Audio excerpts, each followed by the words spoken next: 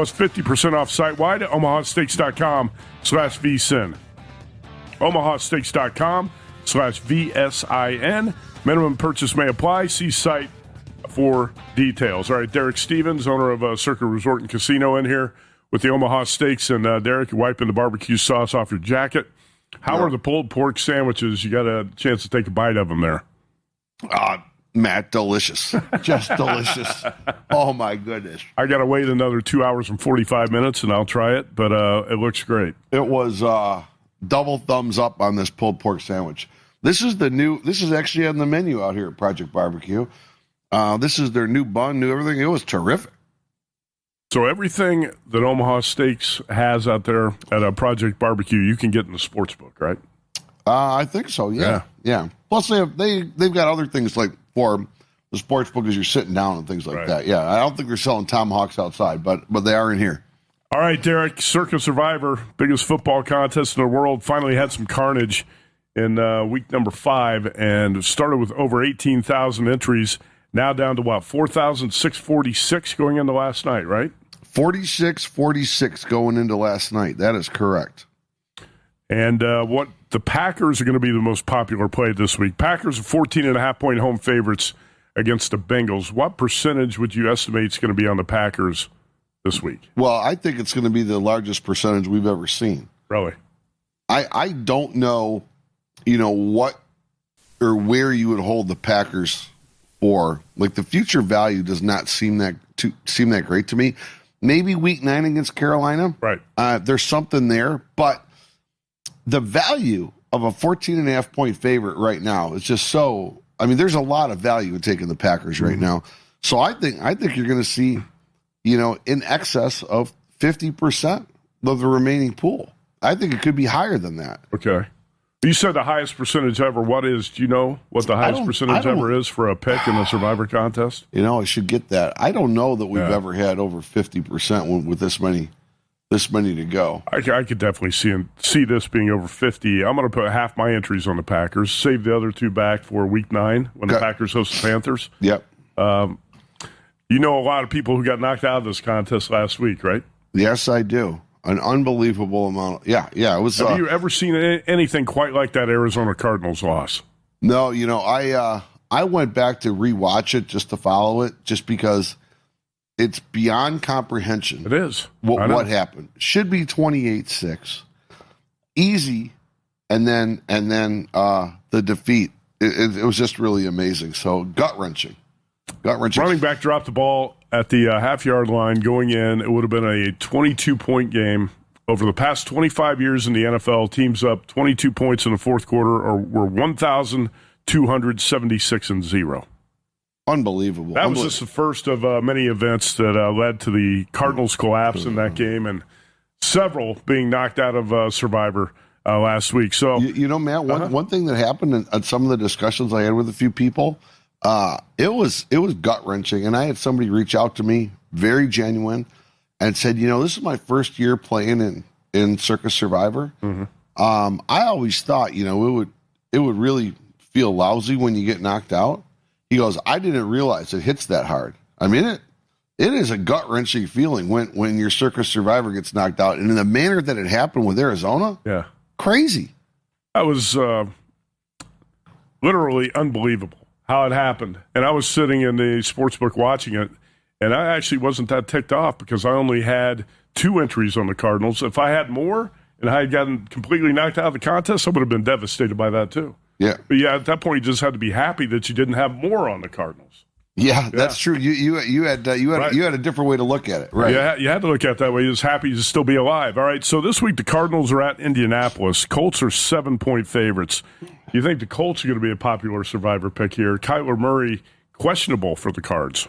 Yeah, I think the Colts will certainly be one of the top 5 selections, and then with the way the Cards play, they're 2-3, and after that, I definitely think the Colts are going to be one of the top selections. Sunday morning in London, you got Broncos and Jets. Broncos right now at circa 7-point favorites? Yeah, 7-point favorites. I'm not that convinced that the Broncos are going to be, because I think there's a little reluctance on these international games. it's kind of like these divisional games. You just don't feel comfortable. Anything can kind of happen. So I don't think the Broncos are going to be a top selection. Clearly, they will be selected, but I think due to the international component, won't be a top selection. I'm with you on that. You phrased it well. I'm uncomfortable with the Broncos in London. I'm not going to use the Broncos. How about the Browns Steelers? Pittsburgh, a home favorite of what, 5.5 or 6 here? Yeah, we're a 6. We opened it at 4. We went up to 6. It's been a lot of Steelers support. I do think the Steelers are going to be pretty heavily selected here this weekend. Browns are off a game in London. They are on the road to Pittsburgh. Steelers are off a bye. Mike Tomlin 14-4 off a bye, and the Steelers have won 21 straight regular season home games against the Browns. That's going to be a popular pick this week. Talking about the Steelers. How about the Rams at Baltimore? And Derek, this Ravens team is just completely falling apart without Lamar Jackson and with a bunch of injuries. Yeah, they have. Yesterday, though, the line was 7.5, and we did see some Raven money today, so we did come down to a 7. So we did see a little bit of Raven money show up. How about Seattle at Jacksonville and Dallas at Carolina? Seattle at Jacksonville. It's been pick 'em. This is we've had good two-way. We opened at pick. We're still at pick. The only thing that's really changed is we've seen a rather substantial move on the total, where we went from 44.5 up to 47.5. We've been at 47.5 now for the last 24 hours. Jaguars off a big Monday night win over the Chiefs. Cowboys beat the Jets on the road last night. Carolina looks like it could be an intriguing home dog here against the Cowboys. Yeah. Carolina, you're getting 3 at home. Total dipped down a little bit down to 49. We were a 50 yesterday. But you get the home dog plus 3. You opened this 3.5, right? We opened Cowboys 3.5, and it's come down to a 3. How about Chargers in Miami? And Dolphins are an ugly dog right now.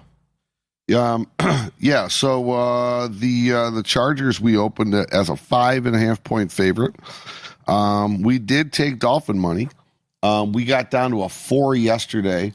And hasn't moved today, so we're still at Chargers of 4, total 43 and a hook. Chargers have a lot of injuries too, but it's tough to bet the Dolphins right now. Tampa Bay, a 3-point favorite here against the 49ers, and that's a banged-up Niners team still. Yeah, now yesterday we were 3, minus 105. Today, it has been nothing but Bucks money. Even though the number hasn't changed, the juice has. We went from 3 minus 105 to 3 minus 110 to 3 minus 115, and right now we're at 3 minus 20. So it's been all Bucks today. All right, are the Raiders finally going to win a game? They have not won since week 1. It's getting pretty negative around this team right now, and the Raiders catch the Titans off their miracle win in Phoenix. Well, we opened at 6, and everybody bet the dog. So so we're down to Raiders are down to 4.5. That we're taking Titan money. I'm actually surprised at how many Tennessee Titan fans are checking into Circuit today. I mean, it's I wouldn't have thought that, but we've got a big Tennessee Titan contingent. Their radio crew, their podcast. Really? Yeah, it's unbelievable. Oh, they're all fired up off that big win in Arizona. I didn't think we were going to have this type of volume, but maybe they just love Vegas or something. I think that might be it. All right, the Patriots are 3.5 point favorites at New Orleans. We'll move on. Bengals at Packers. Packers 14.5. We talked about that. Total's 44.5 here at Circa in that game. Sunday night, Derek, you're going to have a big crowd here. Lions. Chiefs. This is about as good as it gets for a Sunday night football game. Sure is. Signature game. And we opened Chiefs as a 1. It went to a 2. And today we keep seeing more and more Chiefs money. We're up to 2.5 now on the Chiefs.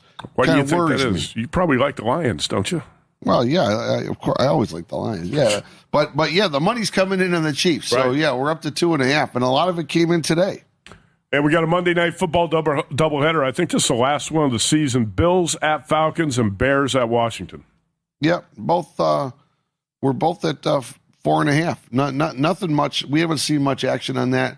I think just because it's on Monday, Still a little bit too early. There's too many other games to bet on before then, so nothing's really moved. All right, what else is happening downtown at Circa this weekend?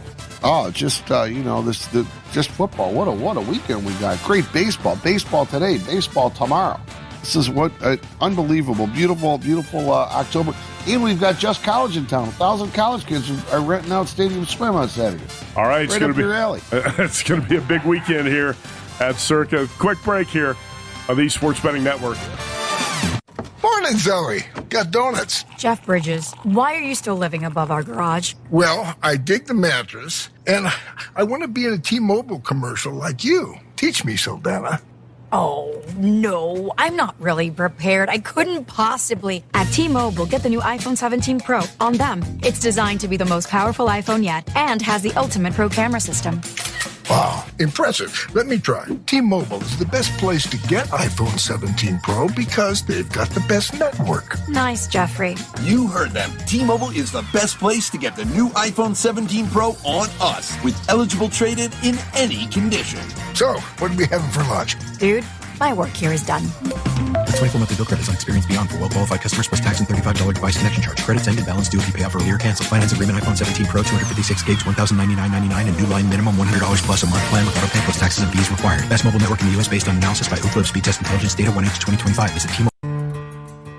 5 Points Bank has been proudly serving the Tri-City area for decades, and we are continuously finding ways to make your banking experience easy and enjoyable. We offer the best of both worlds with kind and welcoming employees in the bank while creating a strong online presence to accommodate your busy lifestyle. Our innovative technology adds layers of security while being easily accessible to all age groups. Stop into the Better Bank to learn more today. Join us at Miletus Winery for The Day the Internet Died, a hilarious mystery dinner that you become a part of. Hey, this is Mick inviting you to get your tickets for 2 unforgettable nights, October 18th and November 8th. Gather your friends, enjoy a great meal, crack the case before dessert. Seating is limited, so get your tickets today at MiletusWinery.com. And don't miss the mystery that everyone will be talking about, The Day the Internet Died. Get your tickets online at MiletusWinery.com, St. Paul, Nebraska. Since 1946, Cully Pipe and Steel continues to meet the pipe and steel needs of greater Nebraska and Kansas. Cully Pipe and Steel is a one-stop shop for all of your pipe and steel needs. Cully Pipe and Steel stocks a wide variety of steel and plumbing products, from custom steel products to structural steel, rebar fabrication, steel fabrications, and retail and wholesale plumbing parts and fixtures. Remember, Cully Pipe and Steel of Hastings. They're located at 405 West South Street and the plumbing showroom at 300 South Colorado in Hastings. Have you or a loved one been injured in a motor vehicle accident? Hi, I'm Mitch Stellick from Stellick Law Firm in Grand Island, and we specialize in personal injury law. Let Stellick Law Firm assist you in making sure that you and your family are taken care of following a motor vehicle accident. Call us today at 308-675-4035 to schedule your appointment. Let us be your voice. Imagine starting your day with a computer glitch that leaves you feeling stuck, frustrated, and unable to get your work done. You have 1,000,001 things to get done today, and waiting for the tech issue to solve itself isn't one of them. It's time to let Hamilton handle the tech so you don't have to. We help businesses across the state spend more time on what they do best and less time frustrated with office technology. As the official business IT partner of the Huskers, we're focused on providing custom solutions that set you up for success now and in the future. Connect with us today at HamiltonIsBusiness.com. At Reuter Auction and Realty, we are land brokers and equipment auctioneers. Our company is deeply rooted in agriculture, and we realize that farm and ranch assets are serious business. We're an integrity-based organization which has evolved into over 55 years of service to Nebraska and northern Kansas. Consult with one of our 12 agents today if it's time to sell your family's land and assets. Call us today for a no-obligation consultation at 402-463-8565 or go to reuterauction.com.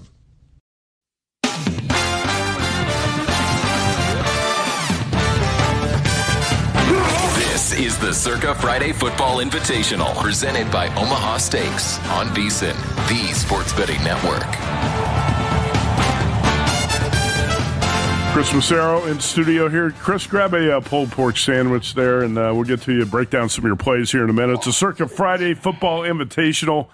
Contestants playing for $30,000 of Derek Stevens money. You can play the same format in our Average Joe contest presented by Edge Boost. Each week you make 7 picks, NFL or college, for your shot at $500 in weekly prizes.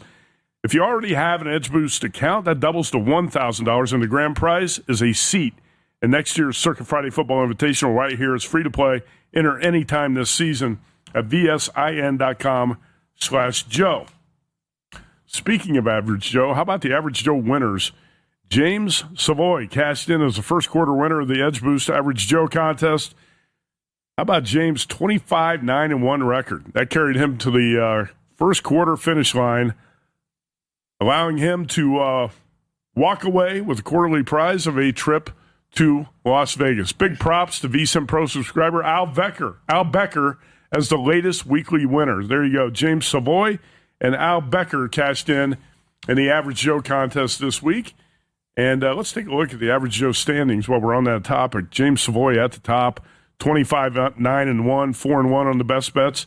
Al Becker right there, 26-9, 3-2 on the best bets. The rest of the leaderboard, check it out. Average Joe standings. Metareros, Peace, Corshane, Sampagnaro, and Walser makes up the top 5, and anytime you want to throw up those standings, that would be great. I can't pronounce a couple of the names on that list, but there you go. That's the top 7 in the Average Joe contest standings. You can find all the standings and all the picks for all the contestants at vsin.com/Joe,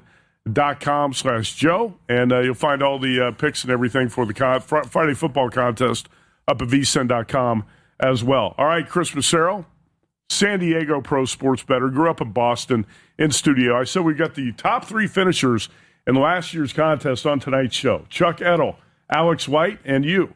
And great to be in. I know you're off to a bit of a slow start this season. Had some bad luck too, right? Yeah, we're just treading water here. You know, it's early, but you know, I'm not gonna complain too much. Last week was a positive week. Finally hit the best bet. You know, the Patriots finally came through. I was pumped about that. I had it pretty big. Mm-hmm. You know, you saw me in all my glory Sunday night watching that game together. So I'm glad that came through. Last week, though, the other 3 losses were by a combined 3.5 points. So easily could have been 7-0, but we're not gonna complain. 4-3 is good. Positive momentum moving forward.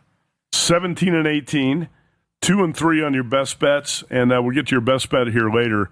You've got this week, it looks like 3 NFL plays and 4 in college football. It's a pretty good college football card this week. And I'm going to start with the Oklahoma-Texas game. You played the total here, and I think this play makes a lot of sense. I'm on this as well at the same number of 45. A lot going on with the quarterback situation with the Sooners. Chris, how do you handicap the matchup, and why'd you play this under 45? Well, I played it under 43 as soon as it opened. It was moving fast on Sunday. I think they opened it above 45, but I mean, as soon as I could get it, the number I could get was 43. So I bet under 43. You have 2 of the best defenses in the country here, and Oklahoma is number 1 overall in defense. They're number 3 in rush defense. They're only giving up 2-point yards at rush. They're number 5 or 6 in pass defense. So for a Texas team that struggled offensively, this seems like, put the John Mateer thing aside, it looks like Texas is going to struggle here. Now, Texas also has a good defense, 12th in the country, pretty good against, a little bit better against the run than the pass. But even if, the way I figured was, even if Mateer was going to play, he'd probably be limited. He said it's all about pain tolerance and gripping the football. So maybe they run the ball a little bit more. Maybe they even have some design runs for him. He's a mobile quarterback. Mm-hmm. I just didn't see this game being like a high flying shootout. Sometimes this game's a little weird. It's a little wacky. Sometimes the team that's a big favorite in this game doesn't always win this game. But I just don't see this game being a lot of points. And when they went to 45 off the news that Mateer was in, Circa had 45. I'm assuming they must have took a big bet on this. I was over at Tuskegee this morning. I bet it. I actually tripled up on my bet under 45 based on the 43 that I already had, because I really like this game to go under. I mean, there's just too many good stats pointing for this game to be an under game.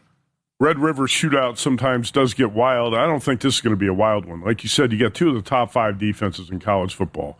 Oklahoma definitely in the top 5. Texas defense, we think, is, even though the Longhorns slipped up last week in the swamp and that loss to Florida. So what do you make of the whole John Mateer situation? I assume the overbets were made when the news broke that Mateer was upgraded to probable, were knee-jerk reaction that Mateer's in. We got to bet this over the total. I don't think he's going to be all that effective. 17 days off of surgery on his throwing hand. Yeah, I mean, I was talking to Jimmy Ott, our buddy, this morning, and he brought up a great point. He goes, Venables isn't afraid to do the dress rehearsal too.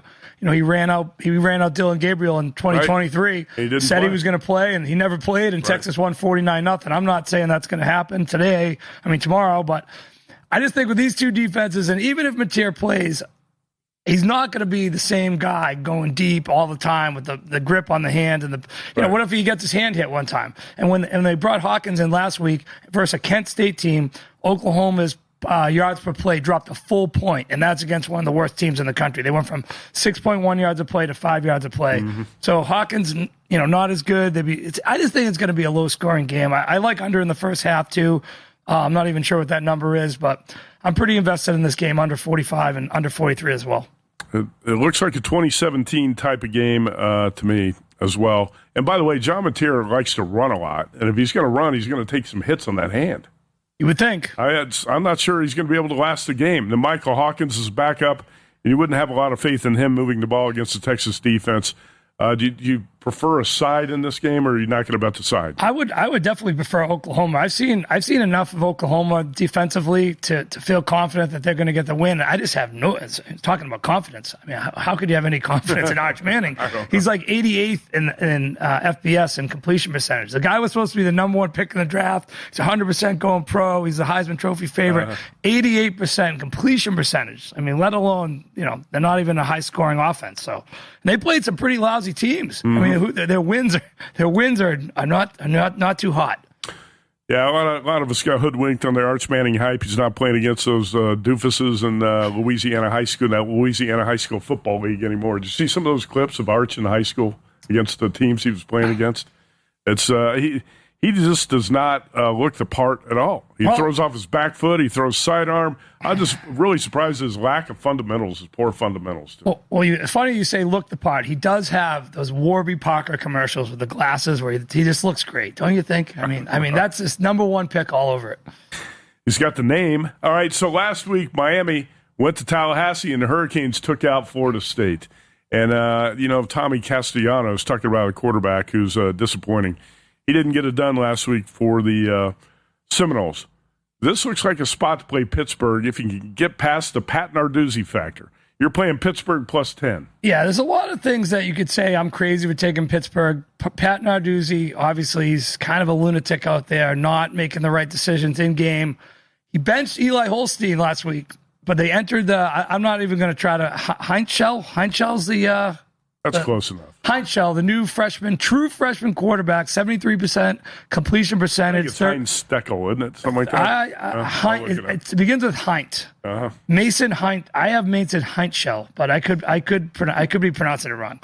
30 for 41, 73% completion percentage. He had 4 touchdowns. Granted, it was against Boston College, and you usually don't want to take a freshman quarterback in his first true road start at a real solid team like FSU, but Pittsburgh, an unknown fact, is number 1 in the country in rush defense, yards per play. 1.9 yards per rush. I think they're going to stop the run against Florida State, and they're going to force Castellanos, who they're familiar with because he was at Boston College, to beat them. And this guy, I don't think he can beat them. He's shown his true colors his last 3 games. He's got 5 interceptions. He's a turnover machine. He's not a good quarterback coming from behind. And I just think after last week's loss, all the hoopla, beating Alabama, losing to Miami now, the air's out of the balloon. They're not going to the playoff. Mike Norvell, the collapse last year, I can see another collapse happening right now. Their 2 wins are against East Texas A&M and Kent State. I know they beat Alabama. I think that was more of an Alabama beating themselves type of game. I just think this is too many points to lay against a Pittsburgh team that can score some points and can defend the run and have to put the ball in Castellanos' hands. I'll take all the points I can get with Pittsburgh. Mason Heinzschel. There you go. Heinzschel for Heisman. There you go. He's you're taking Pittsburgh plus 10 at Florida State and Oklahoma, Texas under the total of 45. First 2 plays here for Christmas Carol. We got 5 more to go, and you're going to break those down in the final segment quickly as we head to break. Do you have a baseball bet tonight on the Tigers-Mariners game? Well, what I have is the Tigers at 11-1 to make it to the World Series. So I did a couple hedge parlays. I took some Seattle plus 1.5, hoping to thread the needle. Tigers by 1 tonight would be fantastic. All right, Derek Stevens would love to see the Tigers win tonight. He's going to have a party out here in the sportsbook for the game. Quick break. Back with more on the Friday Football Invitational.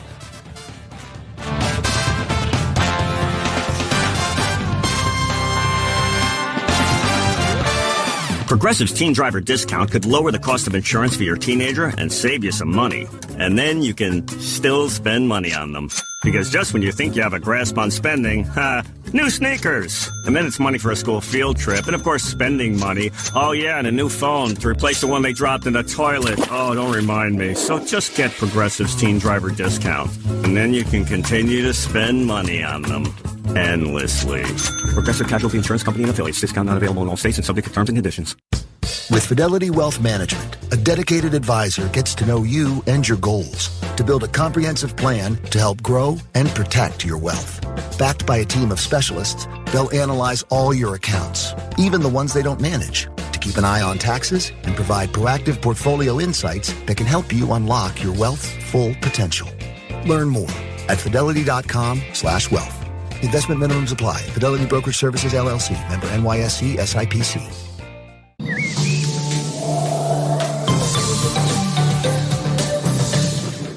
Here's a look at your weather forecast, powered by weatherology.com. Overcast tonight with lows around 56. East winds 5 to 10 miles per hour. Daytime highs approaching 80 tomorrow. 66 tomorrow night. Mid-80s Sunday, turning much cooler Monday with highs in the low 60s and scattered showers possible. And that's your forecast. I'm meteorologist Paul Frobley. Currently, it's 75 degrees. Did you know that one of the most important financial protections that you can provide for your family is to have a will? Stellick Law Firm in Grand Island can help you provide and make your last wishes known when your family is at its most vulnerable time. Call Stellick Law Firm today to get your estate plan completed. Stellick Law Firm is located in Grand Island, and you may call us at 308-675-4035 to get your estate plan started today. Stellick Law Firm. Let us be your voice. Physical Therapy and Sports Rehab of Hastings is the trusted name in sports injury management. The staff of PTSR provides up-to-date and efficient care of sports-related injuries, returning athletes quickly and safely back to the playing field. PTSR offers free evaluation of all sports-related injuries to all area athletes during convenient 6 a.m. to 6 p.m. hours Monday through Friday. Call 402-462-8824 for more information. Remember, Physical Therapy and Sports Rehab of Hastings for all your physical and occupational therapy needs.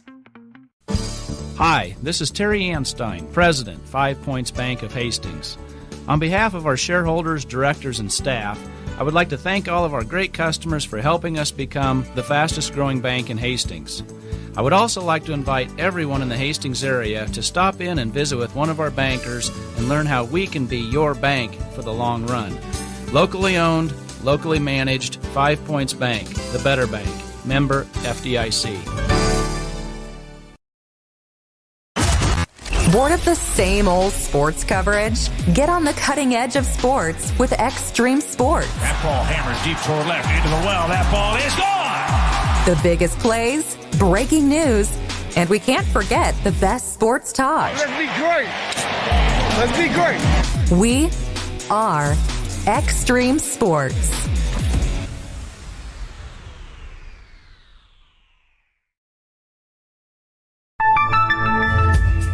If one of the things running through your mind as a business owner is the recurring worry of possible cyber attacks, you can let out a sigh of relief. Hamilton Business Technologies has you covered. As the official business IT partner of the Huskers, we offer real-time threat monitoring, advanced security protocols, and more to keep your data safe from harm. We care about the success of Nebraska businesses and communities like yours. Learn how we can help you at hamiltonisbusiness.com.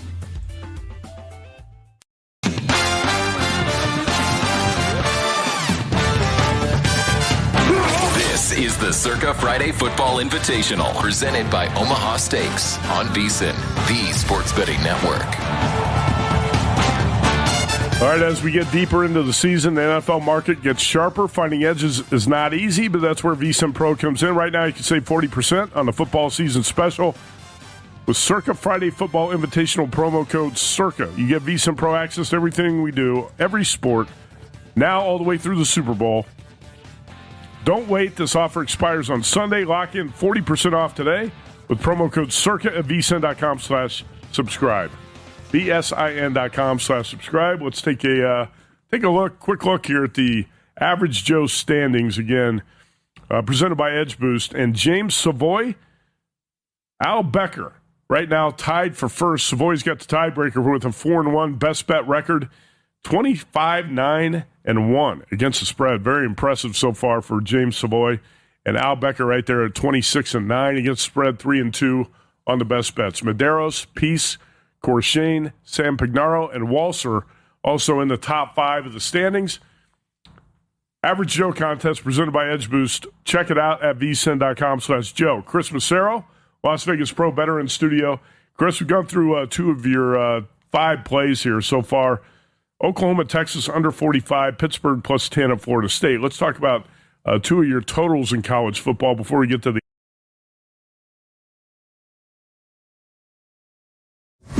Strap in and gear up, football fans. You're tuned into high school football on Extreme Sports. Tonight's game promises thrills and chills. Don't blink, or you might miss the action.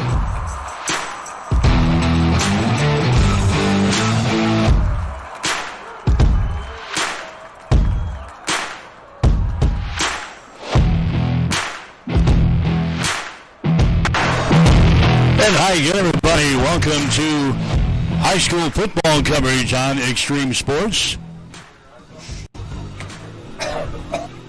We are at Sandy Creek here tonight as the Cougars get ready to take on Exeter Milligan Friend in a good area matchup here tonight.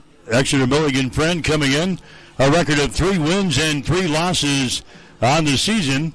Their losses so far this year have been to Johnson Brock, losing by a score of 58-34. They dropped a 36-point decision to Shelby Rising City, 46-10. Then he lost to Sutton by a score of 44-26. Exeter Milligan Friend has got wins over Clarkson Lee. They've also got a win over Southern, and they picked up a win over Tri-County. Sandy Creek has picked up really where they left off last season. Of course, they won the Class D1 state championship a year ago. Cougars are sitting at 5-1 on the season. Their only blemish was that loss to Shelby Rising City. They lost on the road by the score of 32-24. Since then, the Cougars have won 4 games in a row, beating Alma 68-26, beating Tri-County 48-8, beating Third Central 45-22. And last week in the ball game we had here on Extreme Sports, they beat Sutton by the score of 55-14. So it's a good area matchup we've got for you tonight as we journey to the hill in Sandy Creek. The Cougars ready to take out Exeter Milligan Friend here tonight on our high school football game of the week here on Extreme Sports. Had a chance to sit down with Sandy Creek head coach Andrew Kuda. I spent a couple of minutes with Sandy Creek head coach Andrew Kuda. The Cougars are currently sitting at 5-1 on the season. Coach, thanks for joining us. Talk about this season so far. You got to be happy with it. Yeah, thanks for having me. Yeah, it's been a good season for us. You know, we knew coming in that we felt like we had the guys to be a really tough team. We felt like we had the players, the group to be a really competitive team at the end of the year. We knew that there was going to be some growing pains early just with the number of new starters and guys in different positions. And we experienced that early. We dropped the game week 2 to Shelby, and that's an extremely solid team. They're really well coached. They're a team that's going to make a deep run in the playoffs. But since then, we've gotten better. We felt like each week, the last 4 weeks, we've taken steps forward, both offensively and defensively. And we feel like for where we are right now, we need to continue to get better. We're not where we need to be, but we like where we are right now. Of course, making the state championship run a season ago, but every team is different. What do you like about this team? This team, I think we have a lot of flexibility offensively. I think we're able to spread the football around. We have quite a few guys that we want the ball in their hands. So I think this group, just with the number and type of athletes we have, I think we have a lot of flexibility offensively, and I think the same thing's true defensively. We have a lot of linebacker type guys, a lot of guys that are, around 6 foot, 6'1", 6'2", and 180, 190 pounds, which has allowed us to be really flexible defensively with, having a 2 front, having a 3 front, and having a 4 front, and just trying to get our best athletes on the field. And this group's allowed us to do that with that flexibility aspect. Coach, you talked about some areas that are still a work in progress. What are those areas for your team? One of the things we have to continue to do is we have to continue to be disciplined. We have to work on making sure we understand our responsibility and make sure that we're doing our job. That's true both offensively and defensively. One of the things that is definitely improved throughout the season, but that needs to continue to grow, is our leadership. I think our group has done a really good job of trying to kind of take over that responsibility and take over that role, but there needs to be continued growth with that. And then, offensively, another thing we have to do is just continue to take better care of the football. We've had more turnovers this year than I would like, and we need to continue to emphasize just keeping the ball in our hands. Last week, 55-14 win over Sutton. It was close early. You guys took control later on, but talk about last week's win. Yeah, that was a game where, we knew they were going to come in with a great game plan. They're extremely well coached. They're physical. They're tough kids. They're competitive. And they did exactly that. And early in the game, they were able to, first drive of the game, they took like 8.5 minutes off the clock and marched down and scored. Their second drive, they were able to score as well. So we knew it was going to be a game where they were going to try to, control the clock, and they certainly did that in the first half. I think we lost the time of possession battle 18-6, which part of that comes from our offense's ability to score pretty quickly, and we were able to do that. But we just had to find a way to get them off schedule defensively, get them into a 2nd and 12, get them into a 3rd and 8, and find a way to get off the field. And we struggled with that the first 2 drives, but our guys made adjustments and they started making plays, and that's when you saw a bit of the separation happen in the second half. Offensively for you guys, your quarterback putting together some great numbers this year. Cam Seeley, talk about him. Yeah, he's done a really good job for us this year with really finding himself in that role and developing throughout the season. His understanding of our offense has increased tremendously, and he's just done a really good job with it. He's a different athlete than Ethan was last year. He's not as big. He's not as thick. He's really quick. He throws the ball well, so we've tried to put him in situations to play more in space and, less running between the tackles. But he's done a really good job of kind of commanding our offense and spreading the football around to some of those athletes we talked about earlier, and we've been really pleased with what he's done offensively. Cam's got 16 touchdown passes so far this year. Naturally, your receiving core, you've got 4 guys over 13 receptions apiece, so he's spreading the ball around quite well. Yeah, that's one of the things that was going to be a big emphasis for us this year was doing a better job of using the guys that we have. And we have some guys that the ball belongs in their hands. Wes Biltoff's a guy that we need to get the ball to. He's really dangerous when the ball's in his hands. Logan Tomke's the same way. Caden Schmidt, Alex Watts. We need to do a better job of getting Wyatt Hemberger the football. That falls on me is the play caller. I need to do a better job of putting him in situations where he can be a threat. And Alston Clark the same way. He had his first career touchdown last week on a 25-yard run where he broke 4 tackles. And so I just need to continue to put those guys in positions to be threats. And then Cameron needs to continue distributing the ball to him. All right, that's the story on the offensive part for Sandy Creek. What about your defense? What are you seeing out of your defense so far? We talked about the flexibility. I've been really impressed with our guys' ability to do multiple things. Last year we were a group that we played our base defense, and we played it extremely well. And, I think with last year's group, honestly, we had 5 or 6 guys that were all state-type players on that team, and so we have the ability to do it. And this group's different. And, we talk about as a staff, you got to coach the guys you have. And we have really good football players on the defensive side. It just doesn't look the same. So it's taken us a little bit of time to kind of fit guys in where they need to be in order to be successful and, trying some different things defensively. And I've been really impressed with their communication. I've been really impressed with our guys' commitment to, communicating with each other and making sure they're on page and, just going and doing their job. So I've been really pleased with that group. The physicality has been really good. The adjustments they've made, they've been really impressive in being able to change some things mid-game to be successful. We're flying around to the football. We have a bunch of guys with, 40 and 50 tackles. So a lot of that I've been really impressed with. All right, this week, Exeter Milligan Friend, your opponent, a team that is 3-3 on the season. What do you know about this group? They're another team that's really well coached. They're going to be really physical. They're a team with a lot of tradition. They played in a state championship game 2 years ago, and a lot of the kids that are playing for them now were on that team. So they've been successful. They know how to win. They're a physical group. Their identity is to run the football. That's exactly what they're going to do tomorrow night. And we have to find a way to be, physical at the line of scrimmage. We have to win the line of scrimmage. We have to be physical at the point of attack. And we're going to have to weather some storms because they're going to be successful in their run game, and there's going to be adversity. And against a team like that, you have to weather the storm and, continue to fight back. All right, then Sandy Creek head coach Andrew Kuda as we get set for high school football coverage here tonight on Extreme Sports. Exeter Milligan Friends, Sandy Creek here tonight on Extreme Sports. We'll take a break and come back. You're listening to high school football on Extreme Sports. We know the Sandy Creek football team has excelled on the field this year, but what about your cattle? Shaw Elite Cattle of Fairfield encourages everyone to be watching for our first public offering of private treated Angus bulls. Bulls bred for high growth, balanced EPDs, and eye appeal that are backed by maternally proven cow families. The Shaw brothers, Josh, Ethan, Christian, Charlie, and Delaney, yes, she's one of the boys too, are excited and proud to visit with all interested individuals about Shaw Elite Cattle's performance and genetics, not to mention anything sports or cougar country related. That's Shaw Elite Cattle of Fairfield. Bored of the same old sports coverage? Get on the cutting edge of sports with Extreme Sports. That ball hammered deep toward left into the well. That ball is gone! The biggest plays, breaking news, and we can't forget the best sports talk. Let's be great. Let's be great. We are Extreme Sports. All right, Mike Will, Jimmy Purcell, Gene Shaw back here.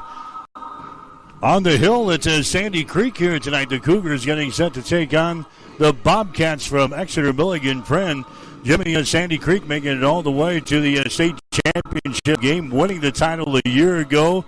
Books are off and rolling again for 2025, sitting at 5-1 in the season. A lot of playmakers on this football team for the Cougars. Well, what they graduated a year ago was a good nucleus of football players and skill players, and then coming in, they had to replace a lot of them, and a lot of youngsters have stood in.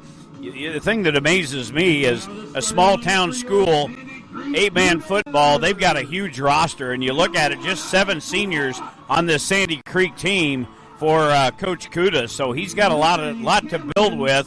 Again, you talked about it in the pregame show. Number 3, their quarterback, kind of the guy that guides this offense, Cam Seeley, just a sophomore. So you can see the youth up and down the roster for this team, and they've done a great job taking over where they left off a year ago. Like you said, doing a great job putting up some big numbers, averaging over 300 or 400 yards a game, really being able to run the football. They throw it around. Cam Seeley throws it around pretty good, about 187 yards per game. So really interested to see this team this year. We got to see him a year ago, and it'd be kind of fun to watch him here tonight. A little twist for us doing high school football, but we're on the hill, so they call the hill, and I don't know that there's been many times I've been here it hasn't been windy.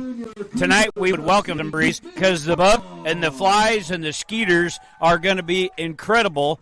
We walked in here to the press box. There is a spray in here. As we understood, they had a little bug issue in here this week. But should be an interesting game. Exeter Milligan Friend, a tradition-rich program. We'll see what they bring to the table here. 3-3 record against Sandy Creek's 5-1 record. Yeah, the Bobcats are a team that played for the state championship just a couple of years ago. So they're going to be a team to be reckoned with here tonight as the Cougars get ready to take on Exeter Milligan Friend. Here in this one, it's a homecoming, by the way. It's Sandy Creek. Right now, the playing of the national anthem as we get set for football tonight on Extreme Sports.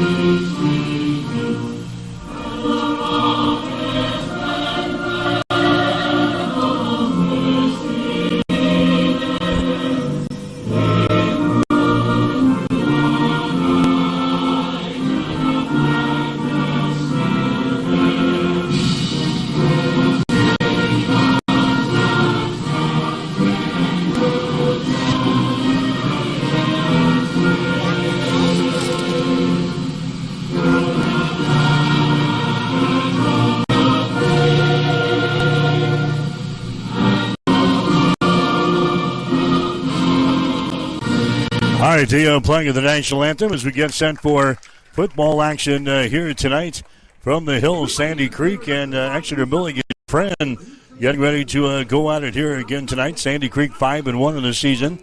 Exeter Milligan Friend, they're sitting at 3-3. We brought our third member of the broadcast team along with us here tonight. Marcus Metcalf is down on the Sandy Creek sidelines. Marcus, you're already diving into the bug spray down there. It could be a wild night for bugs down there. Oh, it's going to be, guys. It's going to be bugs are going to be aplenty. And Coach Shaw reminded me right away, say, hey, there's bug spray down here. And I immediately went for it, guys. But it's going to be a good night for football. All right, Sandy Creek going to be in their black unis there tonight with their red trim.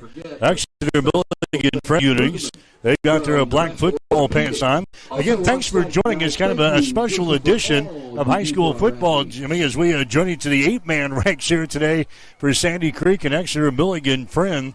Always good to head to these towns, and boy, they support their Friday night football, don't they? I tell you what, you watch the people rolling in here. I pulled in the parking lot. It was already about half full, and I'm guaranteeing you, since I've been here, the bleachers have really filled up as both fan bases are on the same side here on the, I won't even do it to you, the east side of the stadium here. As no seats on the far side of the field, they got the big scoreboard over there, the video board, as we get ready to go here. As Exeter Milligan's into the football, we're underway here at Sandy Creek. It bounces down along the ground. It's going to go into the end zone.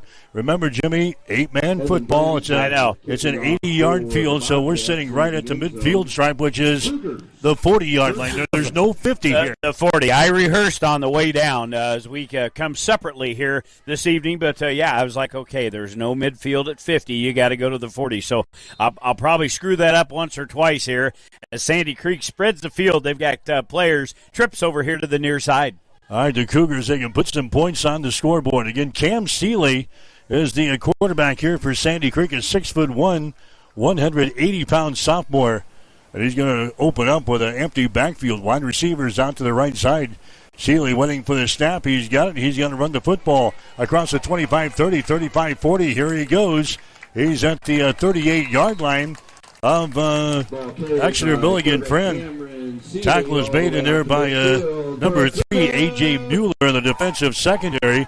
But Cam Seeley on the very first play, Jimmy, just a quarterback keeper, and he takes the ball into EMF territory down here at the 39. 26 across midfield, being the 40. Nice play off left side. Good blocking there by the offensive line. And Seeley coming into the game, running around 115 yards. He throws for about 184. Like I said, he's the trigger puller and guides this offense very well. All right, now we got a lone setback just off of his right hip, and he flares the ball out here. It's going to be caught 40-yard line down to about the 38. So a short pickup. They flare the ball out to a Caden Schmidt.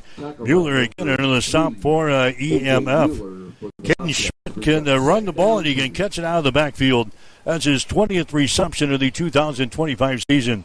Pickup of about 2 on the play. Second down, 8 yards to go.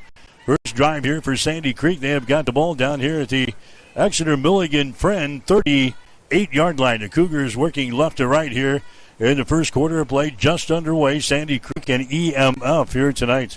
Schmidt comes back, gets the handoff. They give him the ball. Schmidt brings it across the 35 down to about the 34 or 33-yard line. Tackle is made in there by Zaid Arp, the linebacker, a junior for the Bobcats. And now the Cougars looking at a rare third down call here. It's a third down and about 4 yards to go. Sandy Creek with the ball at the EMF 32-yard line. Yeah, as we cover Sandy Creek the last couple of years, their offense has been very explosive with head coach Andrew Kuda, and it's no different here this season. They've just had to plug in some younger guys, but they've really taken the torch and run with it here as Sandy Creek looks at a third down and about 4. Man goes in motion. Steele is going to flip the ball to him.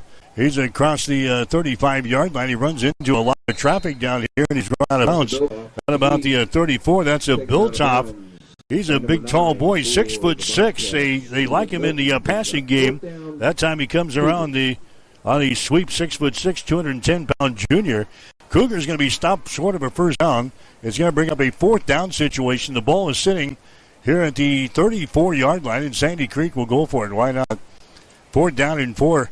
Just underway. 9:40 to play in the first quarter. No score between Sandy Creek and EMF. There's Seeley waiting for the snap. Seeley's got the ball. He's going to run it himself. He's hit, and down he goes. And a great defensive stand there by Exeter Milligan Friend. They stopped Sandy Creek on 4th down. First man to get to him is going to be Truman Milton, number 9. Milton, a junior, but he had a lot of help. Good job there by EMF. Sandy Creek stuffed here in the opening series. Yeah, a couple of good defensive plays there by Exeter Milligan. And no joke at 3-3. They're a good football team. They've always been well coached. I got to thinking about this. It's been some years, but we went down to Milligan and covered a game here. I believe that was a Kennesaw game that we went down and covered here in the playoffs some years back. But Exeter Milligan on the attack here at the 35-yard line. They like to run the football, and they fumble the snap on their first possession. They're on top of the ball back here at the 34. Exeter Milligan Friend, a team that will run the football, and run the football again. They're averaging 170 yards per ball game rushing. They only throw for about 103 yards per game passing. You can't run the football, fumbling the football from your center. Fumble the snap and 2nd down and 11. No, you've got to clean up the mistakes. We're late in the year here as we get close to pushing towards the playoffs for all classes, and you've got to be razor sharp in there in all your positions. So 2nd down and 11 yards to go. There's the quarterback Kaloff running the football. Can't find anybody. Now he's going to run it himself. What do you mean they can't run the football? Look at him. He's at the 20. He's down to the 15, down to the 11-yard line. Will Kaloff, a sophomore quarterback here for EMF, wanted to take the ball downfield. He can find anybody. He finds a seam with the Sandy Creek defense. Kaloff moves the ball all the way down here to the Cougar 11-yard line. 1st down and goal for the Bobcats of EMF. I was just looking on the roster here if they had the heights for Exeter Milligan. They do for Sandy Creek, but Kaloff is a big, tall guy, big, long strides. He picks up 34 on that scramble. Up under center, he's going to hand the ball away, looking inside, bouncing outside. He's hit, and down he goes. Ball carrier there for EMF was A.J. Mueller. Mueller with 380 yards rushing coming into the football game here tonight. A loss of a yard in the play. Getting in there to knock it down is Cam Seeley, the quarterback for the Cougars. Loss of 1, 2nd down and 11. The ball is at the Sandy Creek 12-yard line. Well, and you can see on the first possession of both these teams, they like to just keep the ball on the ground. Run. They rely on their big offensive lines, and they both have big physical lines here. So going to be a true test for these defenses here to try to keep the offenses in check. Kaloff has got the ball. He looks inside. He bounces outside to the 10, down to about the 6-yard line. Actually, that was Truman Milton getting the direct snap there. Truman Milton, a junior. Cam Seeley into the stop for Sandy Creek. So kind of a wildcat formation there with Milton running the ball. And now it's going to bring up a third down and about 6 yards to go. Pick up a 6 on the last play. So 3rd and 6 now for EMF. The joy of 8-man football. You see a little bit of everything, a little bit different what we're used to seeing in 11-man. So we are liable to see a little bit of everything here. 3rd down and about 5 for EMF. Here's a Milton again with the ball trying to go the other way. Stops, puts on the brakes, tries to bring it back to the center of the field. And he's going to be stopped down here around the 7 or 8 yard line. So Truman Milton carries the ball in the last 2 possessions. He starts off left in the first one, starts off right in the second one. Not a whole lot of success. Sam Watts, a 6 foot, 220-pound sophomore, into the stop there for the Sandy Creek defense. Now it's 4th down. 4th down and 6 yards to go. 4th and 6. The ball is sitting down here at the 7-yard line of Sandy Creek. EMF can get a 1st down around the 1-yard line. And in 8-man football, Jimmy, you go for it here. You don't go for the field goal. 4th down and 6 yards to go from the Sandy Creek 7-yard line. And now we got movement. Trouble. The right guard jumps over there. Also the wide receiver over here to the left side, he jumped as well. So a couple guys with the mistake. Zaid Arp was one of the guys who jumps offside. So instead of a 4th down and 6, it's going to bring up a 4th down and 11. The ball pushed back out here to about the 12-yard line. And now Exeter Milligan Friend wants to call a timeout. They call a timeout with 6:10 to play here in the first quarter. We'll take a break. High school football tonight. Sandy Creek nothing. Exeter Milligan Friend nothing. You're listening to high school football on Extreme Sports. Fairfield Butcher Shop has proudly been serving South Central Nebraska for over 40 years. They offer custom butchering, processing, canning, and curing. The retail store also sells jerky, bologna, sticks, fresh ground beef, steaks, bacon, sausage, and a variety of other cuts. Stop in today for some fine quality meats. The Fairfield Butcher Shop proudly supports Cougar Athletics.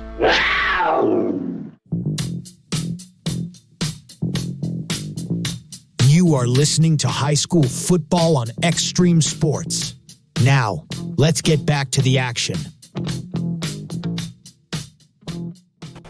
All right, Exeter Milligan Brent down at about 11 yards to go. The ball resting between the 11 and 12 yard line. Exeter Milligan Friend working right to left here in this first quarter of play. There's a pass into the end zone. That baby's going to be way overthrown. Will Kaleoff just sends that one into the end zone. Grossly overthrown, Jimmy, and it's an incomplete pass. So each defense has held the offense here in their opening possession of this ball game. Yeah, Kaleoff threw that just up in hopes that his wide receiver would be able to make a play on it, but it was grossly overthrown. Had a little pressure coming from the backside from the Sandy Creek defense that made him a little happy-footed as he rolled towards the near side. But threw that away. Look at Kaleoff's numbers. 89 yards, right around 89 yards of throwing on the season. So, again, they don't throw the ball a whole lot. So, Sandy Creek, second possession here, takes over at their own 11. All right, here's Cam Seeley with the ball. He backs up. He looks across the middle. It's going to be caught here on the sideline at the 20-yard line. Springs loose across the 25 to the 26 or 27-yard line before he's brought out of bounds. That's going to be... I think Caden Schmidt on the reception there for the Cougars. He picks up the first down out across the 25-yard line to about the 26. So first and 10 for the Cougars. Yeah, we'll give them 19 on the pass and catch. Good job by that offensive front there for Sandy Creek, giving enough time there for Seeley to find his receiver, and he found him right in front of the Sandy Creek bench. Again, 17-yard gain, second first down, out to the 27-yard line. All right, Seeley waiting for the snap. He's got it, fakes the ball, play action pass, rolls right side. He's under pressure, unloads on the sideline. It's caught right in front of the Sandy Creek bench down there. Alex Watts into the reception there for the Cougars. Watts, a 5'11", 175-pound sophomore. That's his 20th reception of the year. A pickup of about 5 yards in the play. When Seeley was in trouble, he unloads. Watts was his safety valve man here on the near sideline. Tell you what, Patrick Mahomes-ish there by Seeley, kind of a sidearm as he was coming to the near side. Threw a bullet in there. Nice pass play. All right, Seeley waiting for the snap at the backfield. Here's a reverse play and fumbles a football. He was stopped in the backfield, and now the ball squirts loose. We'll see if the officials say he was down. I think he was. That's a loss of a couple of yards on the play. Arp is in there to make the tackle. Came back and got it on the reverse play. He fumbles the football for the Cougars. Sandy Creek back on top of it. The ball is resting at the 31-yard line. Third down and about 6 yards to go. Second offensive possession of the ball game for Sandy Creek. Still no score between the Cougars and the Bobcats of EMF. There's Seeley. Wide receiver split out wide to the right side. Seeley throws the ball. It's going to be caught here at the 37-yard line and driven out of bounds. The reception is made there by Logan Tonke, a junior. Tackle is made by Mueller again. He's having a good first quarter here for EMF.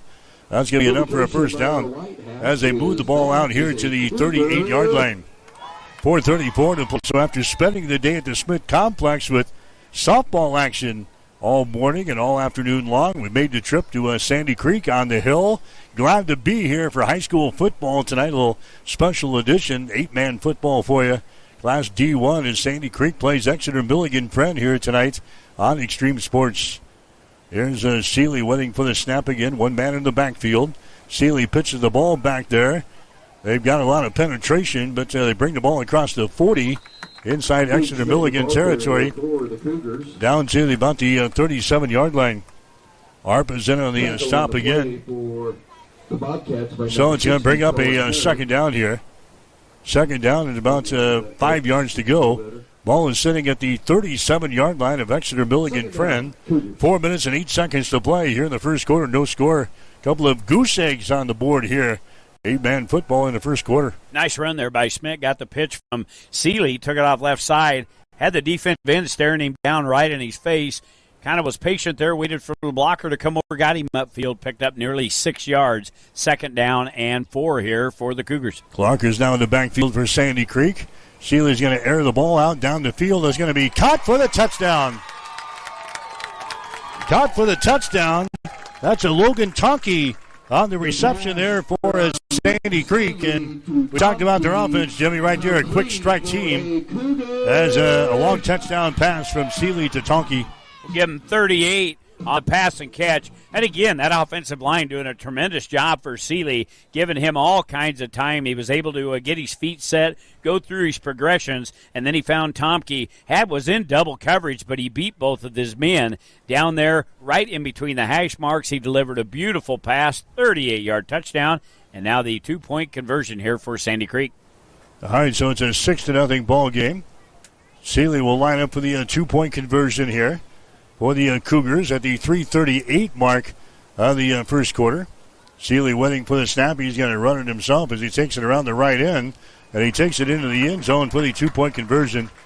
2-point conversion is good, so Sandy Creek grabs the early lead here over EMF. A 38-yard touchdown pass, Seeley to Tonke.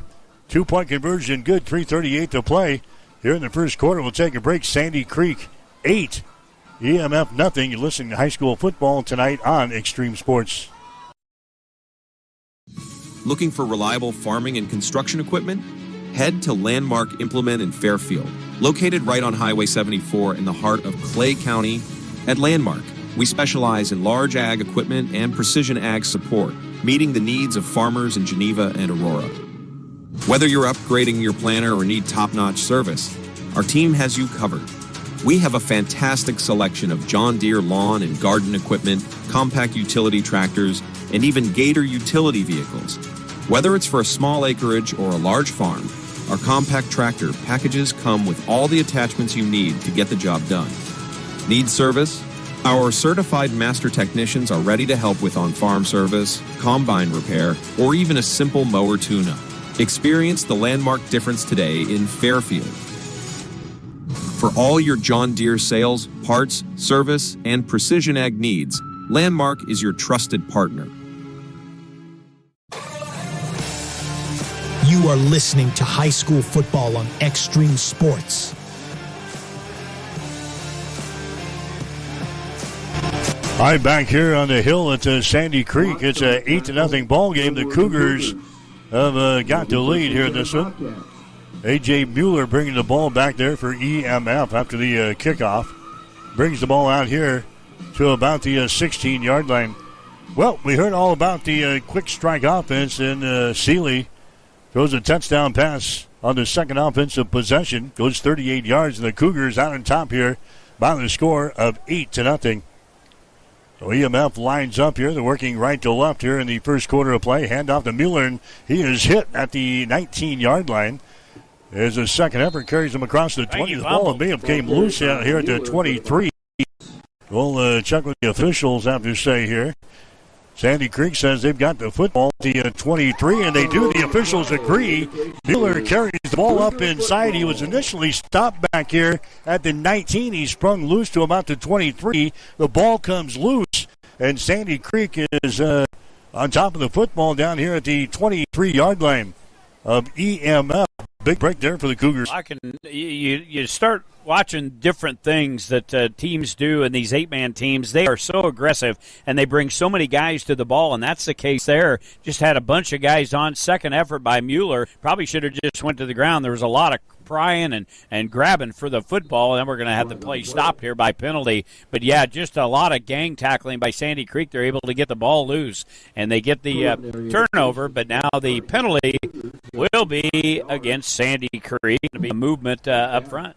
Marcus, that happened right in front of you, the fumble recovery by the Cougars. Yes, it was, guys. It was stripped right off the bat, and coaches were saying, we got to wrap up, and you got to strip out of it. All right, so Sandy Creek gets the turnover, but now a 5-yard penalty. The Cougars are brought back here to the 28-yard line. First down, 15 yards to go. Seeley with an empty backfield. Couple of wide receivers split out wide to the right side here. Sandy Creek out on top by a score of 8-0 here. And it's going to be Seeley carrying the ball. He's across the 30. Looks for some blockers. Takes it down to about the 26-yard line. So a short gain for Cam Seeley. A 6'1", 180-pound sophomore. Tackle is made in there by Zaid Arp, a junior linebacker for EMF. 3 minutes to go, first quarter. It's an 8-0 ball game. Sandy Creek out on top, looking for their 6th win of the 2025 season against just one loss. Look at some quick numbers here, Mike. For Seeley, that's 4 carries and 34 yards as he brings the football down close to the 25. We'll call it the 26-yard line. Second down and 13 after the penalty. All right, Seeley waiting for the snap. He's got it, backs up a couple of steps, fires the ball near side. Caught here at the 20-yard line, trying to get away. And spun out of bounds down here at about the 18-yard line. Reception is made by Alex Watts. Tackle is made under by the linebackers for EMF. Watts is spun down in the play down here around the 18-yard line. So the Cougars looking at a third down situation. Third down at about 6 yards to go. Ball resting between the 18 and 19. Sandy Creek moving from our left to our right here in the first quarter. Tell you what, we talk about Seeley's rushing numbers. How about these passing numbers early? 6 of 6, 76 yards, and a 38-yard touchdown pass. Pretty impressive. Yeah, that's the numbers they've been putting up all season long here. Seeley again with an empty backfield, couple of wide receivers to the right. He wants to throw the football. Here comes the pressure. He throws it. It's going to be incomplete. Trying to take the ball into the end zone. It was thrown a little bit too far. Incomplete pass. Pass was intended there to Logan Tonke, who caught the last touchdown pass for Sandy Creek. Well, Seeley was rushed there. He had tremendous pressure coming from the backside. Zaid Arp, the big defensive end from that backside, was able to get through, and Seeley could feel the pressure, and he needed to unload it before the cut was even made, and just didn't have time to get his feet underneath of him.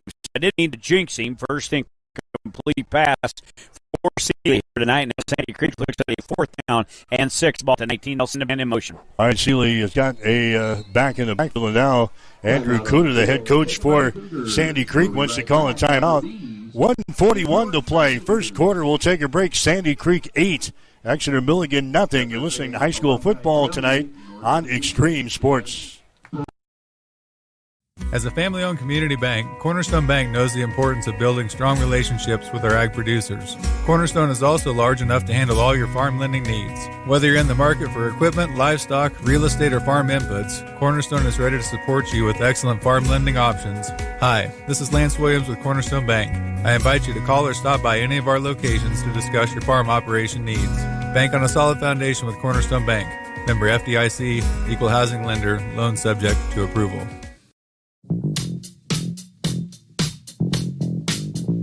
You are listening to high school football on Extreme Sports.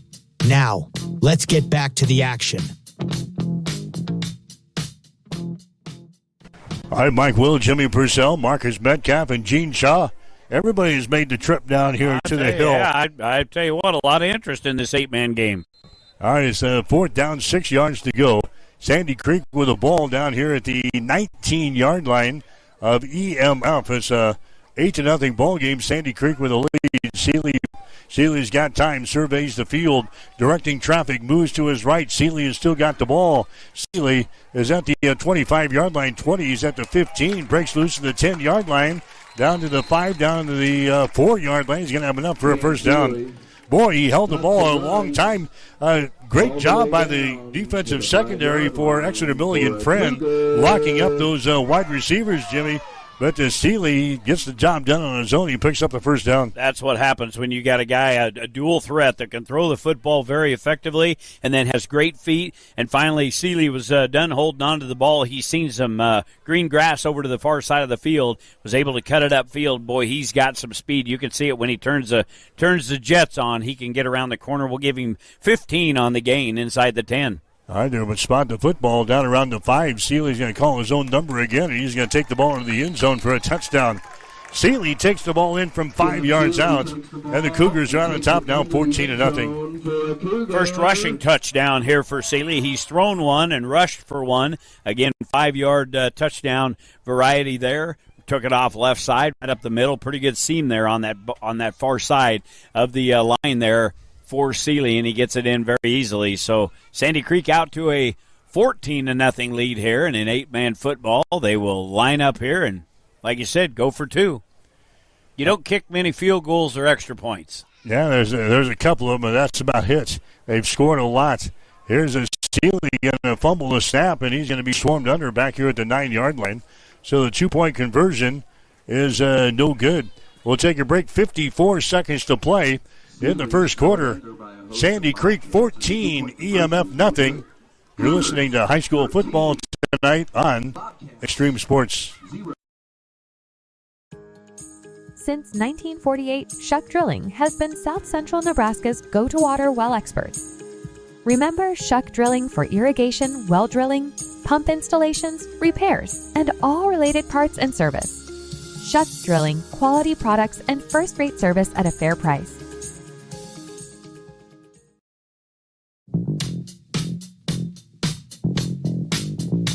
You are listening to high school football on Extreme Sports. Now, let's get back to the action. It's a 14-0 ball game. Sandy Creek has got the lead. Yeah, we just saw the Cougar.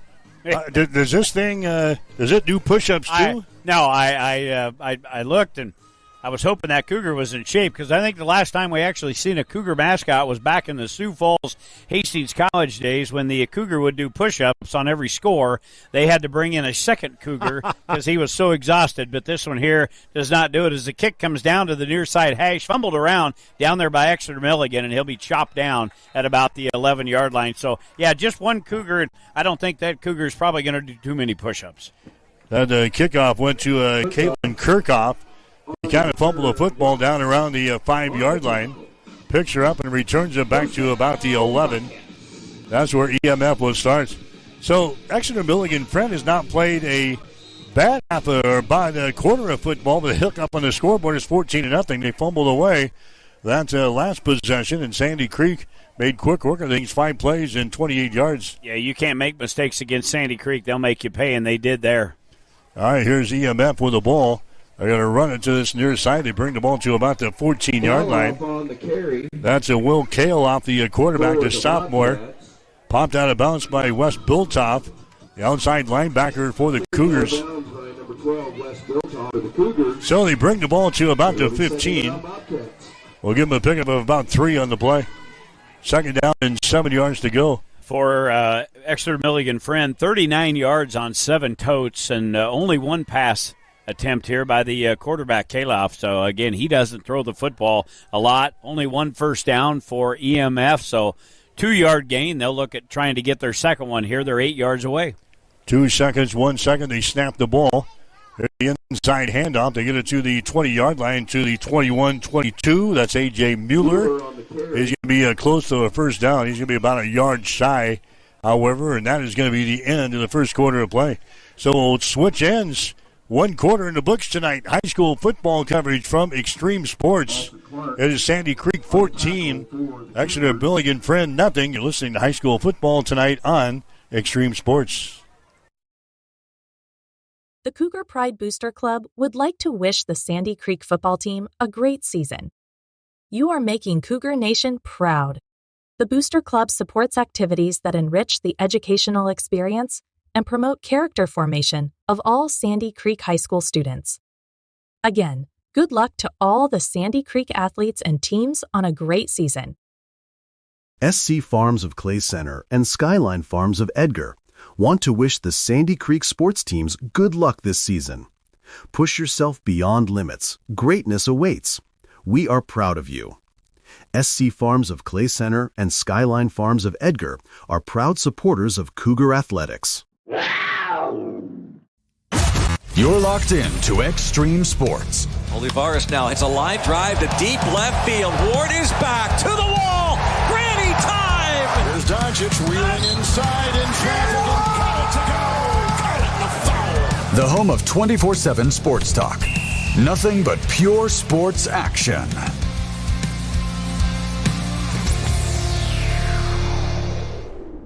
All right, Mike Will, Jimmy Purcell, Dean Shaw, Marcus Metcalf back here on the hill at Sandy Creek as we start the second quarter, 14-0. Cougars are out on top of the Bobcats of EMF. It's Exeter Milligan Friend with the ball here. First down and 10. The ball is at the 23-yard line. There's a little pitch play. Inside pitch is going to go to Caitlin Kirchhoff, a junior running back. He's hit a couple of times, and down he goes as he gets the ball to the 25-yard line. Austin Clark is in on the stop there for Sandy Creek defensively. Get you some first quarter numbers here for EMF in the first quarter. 46 yards all on the ground on 8 carries. 9 total offensive plays as the quarterback, Caleb, was 0 of 1 passing. 2 first downs for EMF. For Sandy Creek, 76 yards through the air, 57 yards on the ground, 133 total. Very impressive numbers for Andrew Kuda's ball club. All right, here's Kaloff with the ball as he runs it to the near side. His pass here is going to be out of bounds. I think one of the Sandy Creek coaches. Yeah, they did. That was a good effort. Launches himself up in the air to grab that ball. Unfortunately, he was in white, but he didn't have any numbers on. He didn't have any numbers on his shirt. Yeah, Logan Searle. Logan Searle with the pick. Kinda. Yeah. Kinda. It was a great athletic move. He had to climb the ladder to get to that even. That's pretty good. These coaches here in pretty good shape here in Sandy Creek. So that's going to bring up third down and 9 yards. Ball setting at the 24-yard line, just underway in quarter number 2 here with 11:13 left to go in this quarter. All right, here's a pass down to the near side. It's going to be caught, but a short pickup up around the 28 or 29-yard line. The reception is made there by Exeter Milligan Friend. That's A.J. Mueller on the reception there. So it's going to bring up a fourth down, and now I think Exeter Milligan Friend will punt the football away. Exeter Milligan Friend will punt the ball here. They're going to drop back at their own 15-yard line for EMF to do the chores here. Here's the kick, end over end kick. It bounces to the 32, across the 30, 25, down to the 20. That's going to be blown dead down there. A nice kick there by Exeter Milligan Friend. And we're going to have Sandy Creek back out here with a 14-0 lead as they get the ball for the first time here in the second quarter. Wyatt Hemberger, the man back deep for Sandy Creek, didn't have a chance to field it. He came back to about the 20-yard line, and then with the ball going down along the turf wisely, as a lot of good return men will do, just get away from it. Get away. Don't cause problems. So the high-powered Cougar offense back out in there, again tallying 133 total in the first quarter. First and 10 from their own 20. Cam Seeley, the quarterback for Sandy Creek, waiting for the ball. Fakes it. Now he's going to run it himself. Hemmed in as he takes it around the right end. Finds a little seam. Brings it across the 25 to the 30 to the 32-yard line. Looked like he was hemmed in. Jimmy had nowhere to go, and all of a sudden he finds a little seam. That's all he needs. He squirts loose, and he picks up a first down here as he brings the ball out here to about the 31. 8 carries now, 59 yards for Seeley. Yeah, he's tell you what, he's kind of the real deal, and just a sophomore. Holy Moses, look how what Sandy Creek's got in the bag of tricks for years to come. Yeah, he's putting up some good numbers, and he can run real good, real shifty. And that was a nice run, gain of about 11 out across the 30-yard line. They're going to mark it right at the 31. First and 10 here for the Cougars. Seeley has got the ball. Now he's going to hand it away. Inside handoff. Brings it across the 35 out to about the 36 or 37-yard line. So they bring it to the 38. Tackle is made by A.J. Mueller. And A.J. Mueller brings up second down. We'll call it second down and about 3 yards to go. Andrew Kuda already shuffling some players into the ball game now. Sandy Creek out on top by a score of 14-0 here in this ball game as we are in the second quarter of play. Wide receiver is Biltoff. He splits out wide to the right side now for Sandy Creek on second down and 3 yards to go from the 37-yard line. Seeley backs up, play action pass, throws the ball downfield. He's got a man out there. It's going to be caught, and it dropped down inside the 10-yard line. It was in the hands of, that was Tonky again down there inside the 10-yard line. He had it in his hands, and it was a jarred loose down there inside the 10. So it's an incomplete pass. It's third down. What a pass by Seeley. Again, he had perfect protection there by his offensive line, and you could see the receiver, Tomke, starting out at about the numbers and then cutting it back to the center of the field. That's where the ball was going. He dropped a dime right in over top of his shoulder, but the defender got a hand. Got a hand in on there. That was that kind of play right there, knocked her to turf. That would have been 6 points. That was a good defensive play. Third down and 3 from the 38. 9:29 to play here in the second quarter. The Cougars out on top by a score of 14-0. Seeley's going to run the ball across the 40. Brings it inside EMF territory. He's going to be stopped down at about the 39-yard line. Going to be very close to a first down. The officials look to the far side and they say, let's move the chains. Another first down. Tackle made by Truman Milton, the outside linebacker for EMF. So now Sandy Creek has moved the ball into Bobcat territory. Down here at the 38, 9:12 to play first half. Cougars out on top of EMF tonight by the score of 14-0. Fifth first down for Sandy Creek as they've inched the ball across midfield. I know you're proud of me on that one. Down to the 38-yard line here. Still plenty of time. 8:56 and counting in the first half. Seeley with an empty backfield. 3 wide receivers out to the right side. Seeley wants to throw. He does. Caught here at the 28-yard line. Advances to the 25 and run out of bounds. Down around the 22. Reception made by Alex Watts, the sophomore there for the Cougars. Now we got a penalty flag, I think, back upfield. Yeah, going to be holding on the Sandy Creek offensive line. No wonder Seeley gets that much time to throw back there, but a beautiful pass to his receiver over here to the near side, and Watts. That would have been enough for a first down, but second penalty on the Cougars nullify that gain. They'll step it off, and it'll be back down to about the 33-yard line. That's their own 33. First down again. So it's going to bring up a first and long here for the Cougars. So their own 33. They got to take her down here to the 28 of EMF to pick up the first down. So nice pass play there. Goes awry on the holding call. And Sandy Creek will come back to the line of scrimmage on first down and long. Seeley wants to throw again, sets up a little screen. He overthrows his man. That's Biltoff right in the center of the field. That's a hard target to overthrow. Biltoff is a 6'6", and he overthrew him. I was going to say, a lot of pressure coming up right in the grill of Seeley. He just kind of had to throw that up there. And yeah, Biltoff was trying all he could to get to it with his big frame and an arm span. Just couldn't get to the football. He had blockers out in front of him. Could have gone for a big number there, but incomplete pass. That's 3 in a row on the incomplete side for Seeley. And the football still sets at the 33-yard line. Second down, 19 yards to go. 8:21 left to go here till halftime. Sandy Creek working right to left here in this second period. Seeley has got one running back in the backfield as he comes up to the line of scrimmage. They run the quarterback keeper.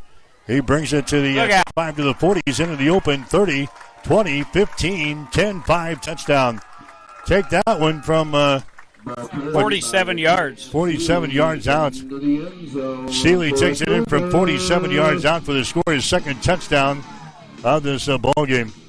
Second rushing, he's thrown one as well, so a 3-touchdown first half already for Cam Seeley. And that one there, he just brought it to the side, Mike, and then got a block from one of his linemen there on a backer, and he cut it back into the middle of the field.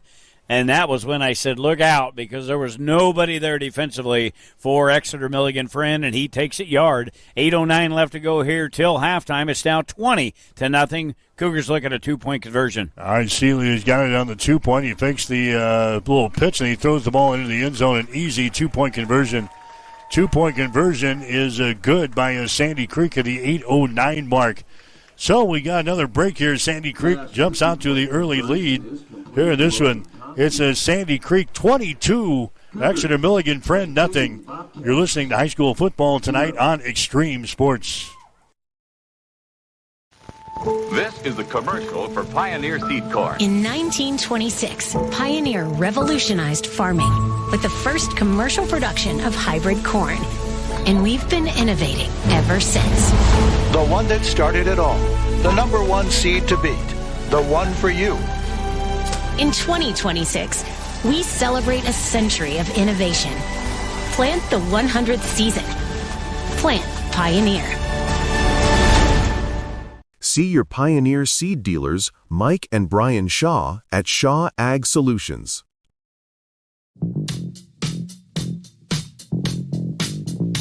You are listening to high school football on Extreme Sports.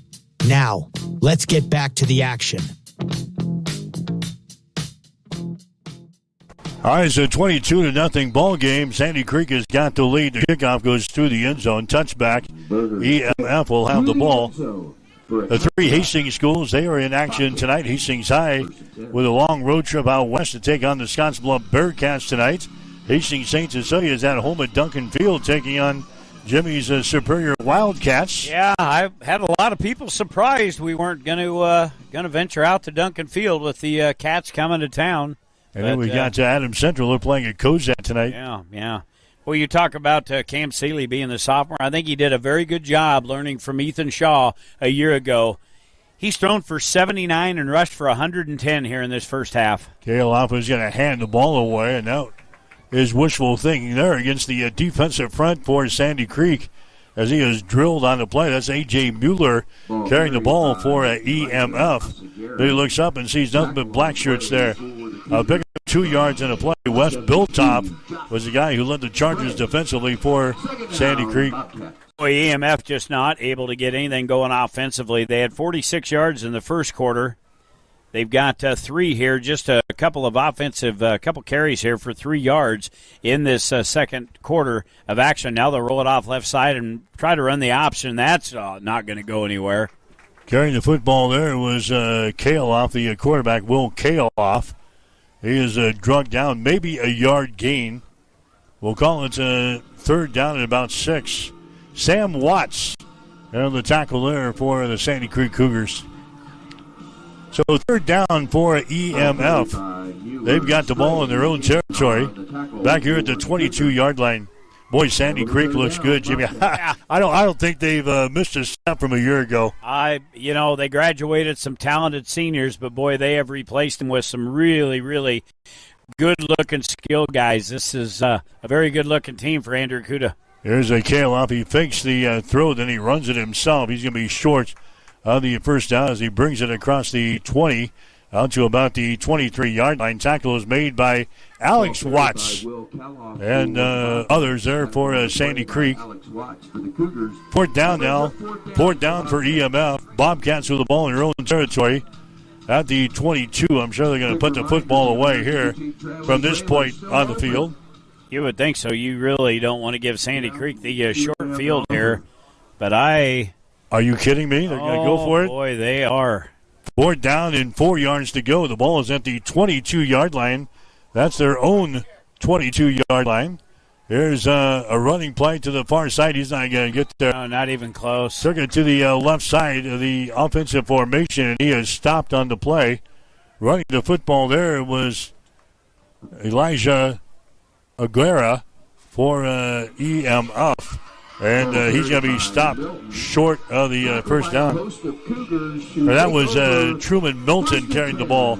Truman Milton, number 9, carrying the ball there, Jimmy, and he lost a yard in the play. And the Cougars will have a chance here to put some points on the board late in the second quarter. They'll start this drive from the 22 of EMF. Yeah, Sandy Creek really packed the line of scrimmage once they seen they were going for it. They brought everybody up pretty close to the line, and they tried to run that off the left side, EMF did, and just nothing doing there. Good penetration by the men in black, and now a short field for Seeley and the Cougars. Seeley throws it out here. It's going to be caught across the 20-15 to the 10-yard line to the 5.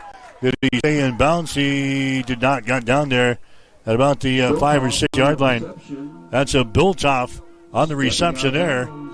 Trying to bounce to be tiptoes down the near sideline, but He's stepped out of bounds at about the 6. Well, he didn't want to hurt himself. We got a dance later on with it being homecoming. He tried to do some fancy footwork there. Maybe later on he'll do that on the dance floor, but he gets the football down inside the 10 to the 8-yard line.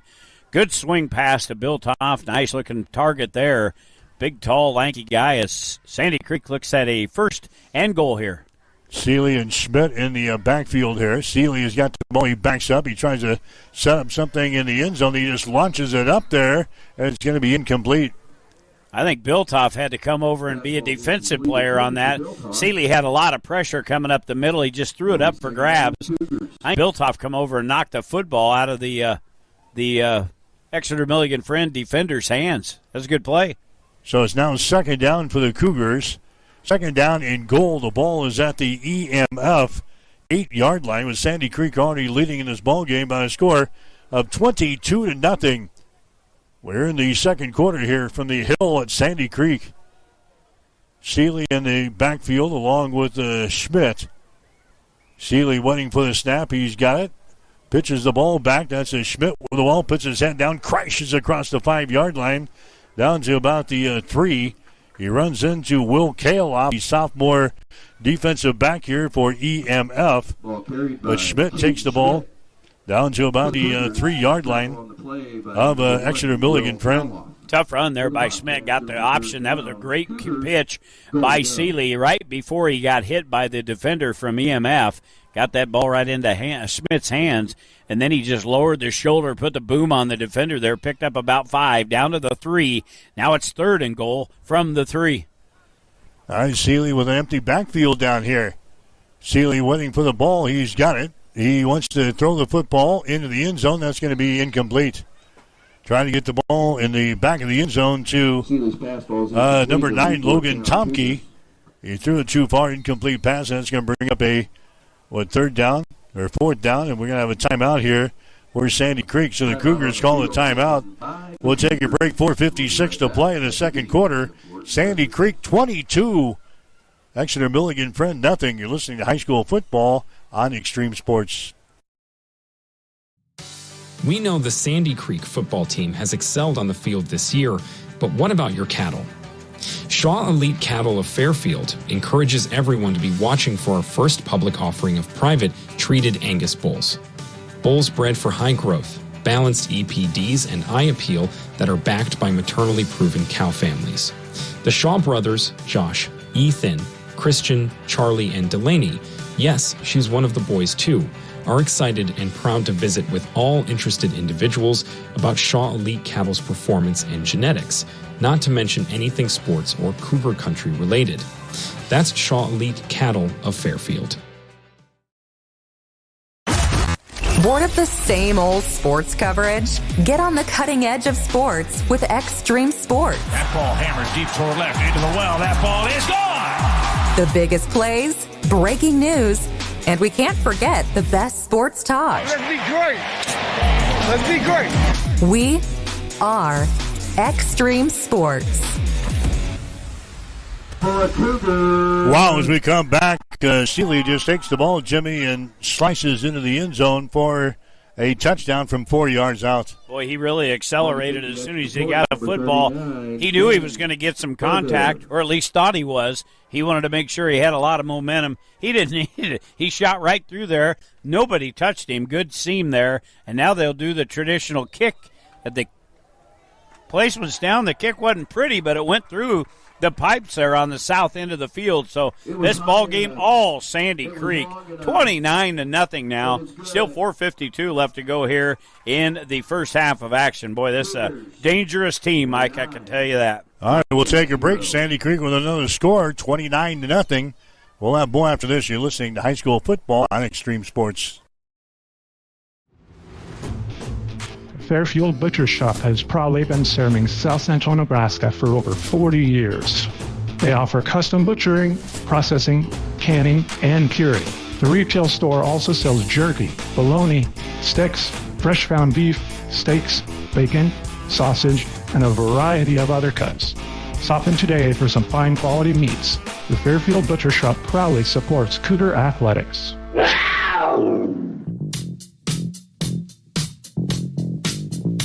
You You are listening to high school football on Extreme Sports. Now, let's get back to the action. All right, here comes the kickoff from Sandy Creek, and that is going to go in and out of the end zone. All they do is win here at Sandy Creek. They're up and rolling again, 29-0. The Cougars looking for their 6th win of the season here tonight. I tell you what, got a lot of good athletic programs. You go back in the kind of the archives you remember doing Sandy Creek basketball when Russ Ninemeyer was here. What'd they win, 9 in a row? A long time. Something like that. My goodness. That was my annual trip to the state tournament. That was my ticket. Yeah. You could always count on Sandy Creek being there. I tell you what, they've had a bunch of great athletes here, and they've got another good bunch here. Mike, this game has been really dominated. You know that by Sandy Creek. 30 offensive plays to just 16. 16 for EMF. This will be their 17th. They throw it out here. It's going to be caught. A short pickup up to about the 18-yard line as they throw the ball out here. That's a Zayd Arp with a reception. Arp had 10 receptions for 103 yards coming in here. Caden Schmidt on the stop for the Sandy Creek defense. So 4.5 minutes to go in the first half. 29-0 is the score. Sandy Creek has got the lead. Yeah, we come down to Sandy Creek tonight. A little different for our Friday nights. We've got tomorrow off. So it's too bad there's not any of them places with that stuff on the way back that we could stop at. Huh. I might be able to find you something here. A.J. Mueller gets the call, and look out. He's into the open. He's at the 40, 35, 30, 25, 20, 15. He's brought down around the 10 or 11-yard line. So A.J. Mueller gets loose, finally brought down by Caden Schmidt downfield here. And long run there by Mueller. Looked like he was stopped, and all of a sudden he comes squirting into the defensive secondary, and he's got pretty good speed as he took the ball down to about the 10 of Sandy Creek. So the first real threat here for EMF to put some points on the board. Yeah, Mueller averaging around 63 yards a game. Nearly matches that right there with that run. We'll give him 50 on the carry, and a 1st and 10 here at the 10-yard line. 3rd first down for EMF. All right, Cale off the quarterback has got the ball. His pass is going to be swatted down. Swatted down here at the line of scrimmage. Knocked down, incomplete pass. Batted down by number 55. Christian Shaw was the guy who swatted the ball out of the air. 2nd down. So 2nd down now for EMF. They got the ball down here at the Sandy Creek 10. Boy, they got some big boys on their roster, meaning Sandy Creek. You look at the heights and weights on there. It's a big-time 8-man football team here. 2nd down and goal for EMF at the 10-yard line. There's the inside handoff. They take it to the far side, and it can be knocked out of bounds down around the 6. A.J. Mueller, the junior running back, knocked out of bounds by Clark of Adams Central, or rather of Sandy Creek, and Biltoff. It's a 3rd down now, 3rd down and goal. Ball is down here at the Sandy Creek 5-yard line. Talk about Adams Central. You have mentioned them. They're on the road as well. They're out in Cozad. New head coach Jared Crick, former Husker, former NFLer. Jared Crick, they're at Cozad. So team's on the road. Long rips. 3:12 to play here in the second quarter. Sandy Creek has got the lead. Inside handoff again to Mueller. He takes the ball inside the 5 down to about the 3-yard line. Ball carried by Mueller. Looking at is a 4th down. Yeah, 4th down and goal. The ball is at the 3. Jonas Amos in the stop there for Sandy Creek. So it's going to bring up a 4th down. 4th down and goal. The ball is down here at the 3.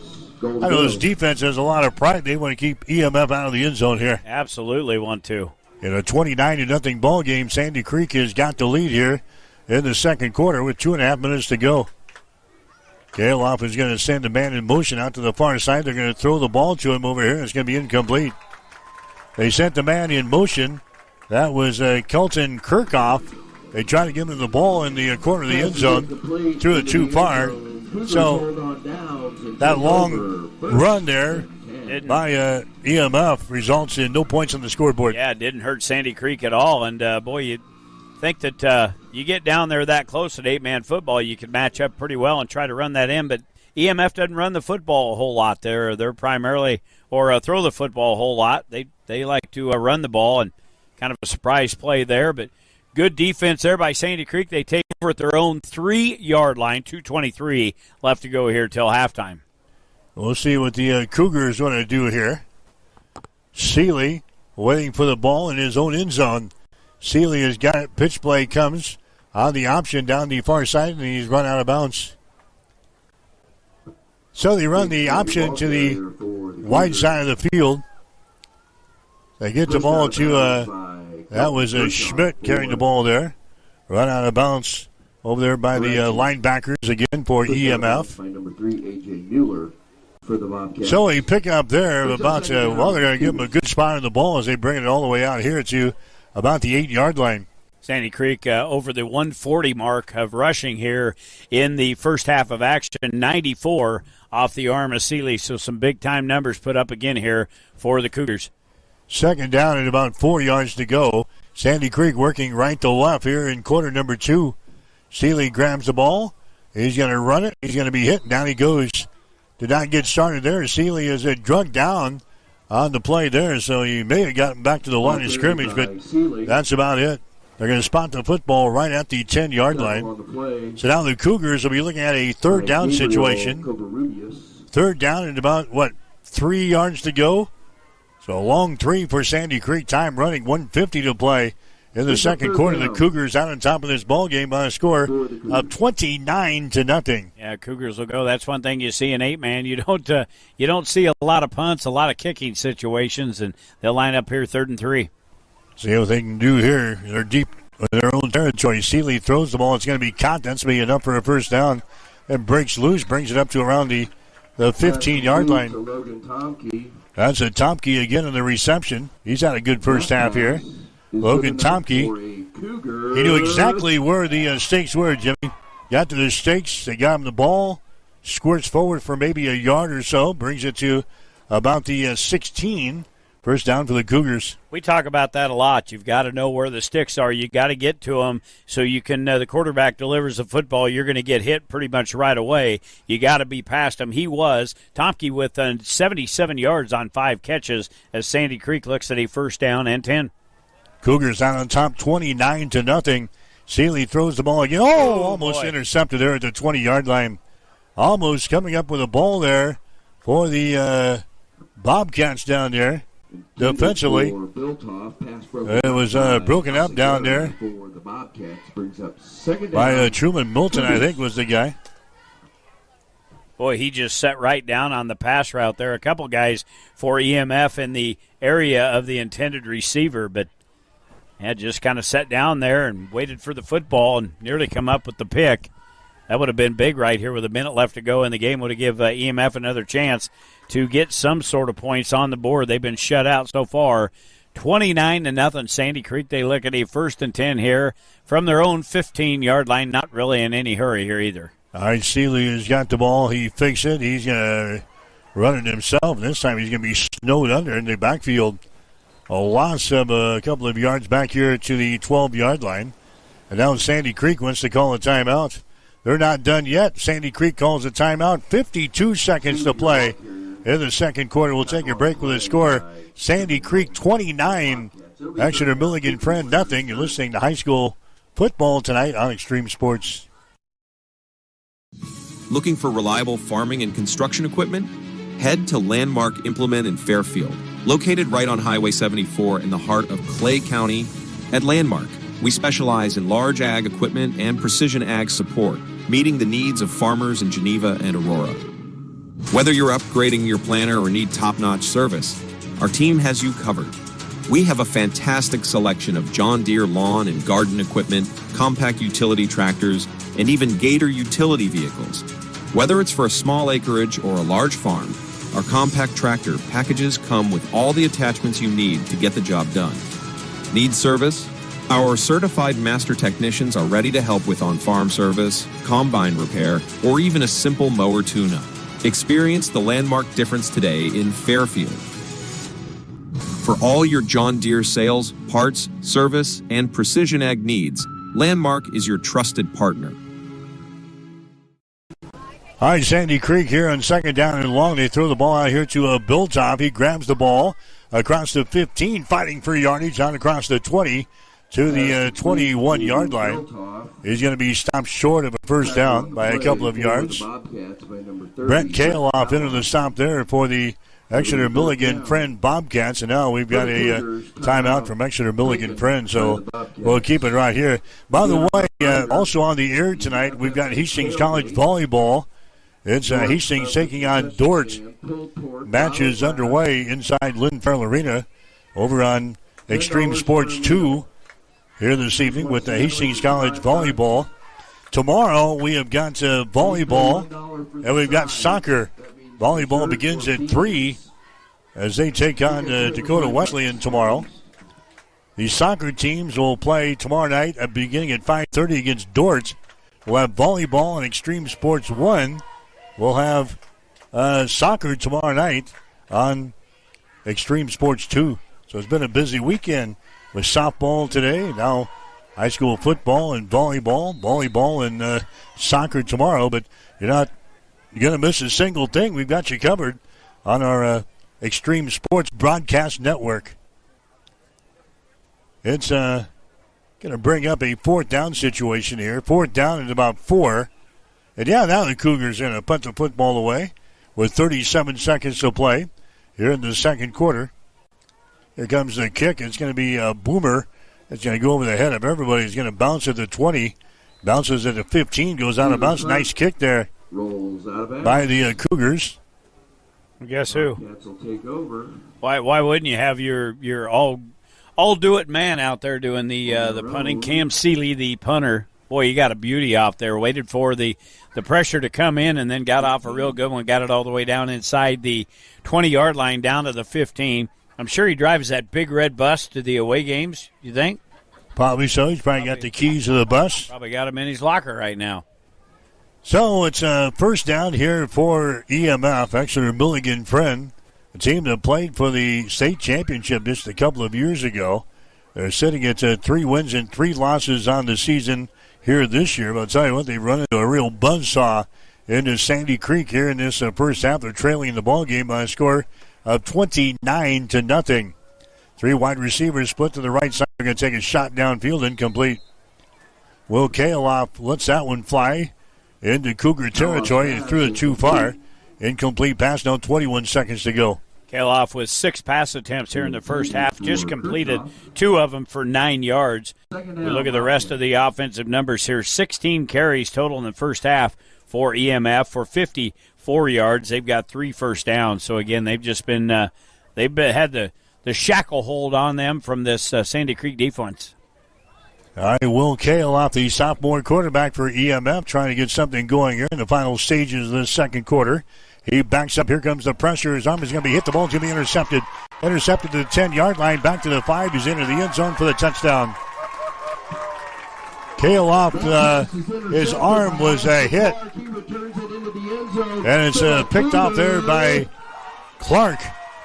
Alston Clark of Sandy Creek, and he takes the ball into the end zone for the touchdown. There isn't any better feeling when you're in that part of the field and your defensive line has done a great job all night putting pressure on the quarterback, but they got in there to Kaloff, and he wasn't able to get a clean pass off. Was hit right when he threw it, and the ball come right to him, and then nobody's around. He's able to take it off left side. Pick 6 PAT. It's blocked by EMF. They were come from the far side. Got around the corner there on the Cougars. But, yeah, pick 6 gets another 6 points on the board for the Cougars. And now with 11 seconds left, they've got a very commanding lead, 35-0 here in the second half. I think the only other pick 6 I thought was easier than that one is the one we had at Wyatt Ryan's. Northwestern last week when it was a 5-yard interception return, a pick 6 for Hastings College.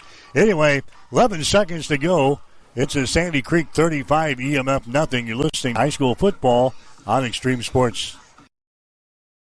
As a family-owned community bank, Cornerstone Bank knows the importance of building strong relationships with our ag producers. Cornerstone is also large enough to handle all your farm lending needs. Whether you're in the market for equipment, livestock, real estate, or farm inputs, Cornerstone is ready to support you with excellent farm lending options. Hi, this is Lance Williams with Cornerstone Bank. I invite you to call or stop by any of our locations to discuss your farm operation needs. Bank on a solid foundation with Cornerstone Bank. Member FDIC, Equal Housing Lender, loan subject to approval. You are listening to high school football on Extreme Sports. Hi, Mike Will, Jimmy Purcell, Gene Shaw, Marcus Metcalf down on the Sandy Creek sidelines. Joyous night so far, 35-0 is the score. EMF stopped Sandy Creek on their first possession as the Cougars turned the ball over on downs. But since that opening drive, has been all Cougars here in this one, leading 35-0. Yeah, Sandy Creek just kind of played around with them a little bit, field them out, and kind of see what adjustments they needed to make. And, boy, they've done all the right adjustments, 35-0. Very, very impressive performance here by the first half. You know, you talk about that Wyatt Ryan pick six at Hastings College. I didn't know that a 5-yard pick six would get you GPAC defensive player of the week, let alone national player of the week. That's all it takes when you knock off a nationally ranked team. Here's a Kaloff. He breaks through there across the 20 out to about the 23-yard line. And that's probably going to be the last play of the first half. It is last play of the first half as Sandy Creek is building a 35-0 lead here over Exeter Milligan Friend. A pretty impressive show by the Cougars here in this first half of play. We're going to try to corner Andrew Kuda, the head coach for Sandy Creek, down on the sidelines here. Marcus Metcalf is moving that way, but he's got to be real happy with what he saw here in the first half as his Cougars are out on top 35-0. Let's head down to the Sandy Creek sidelines. Marcus, take it away.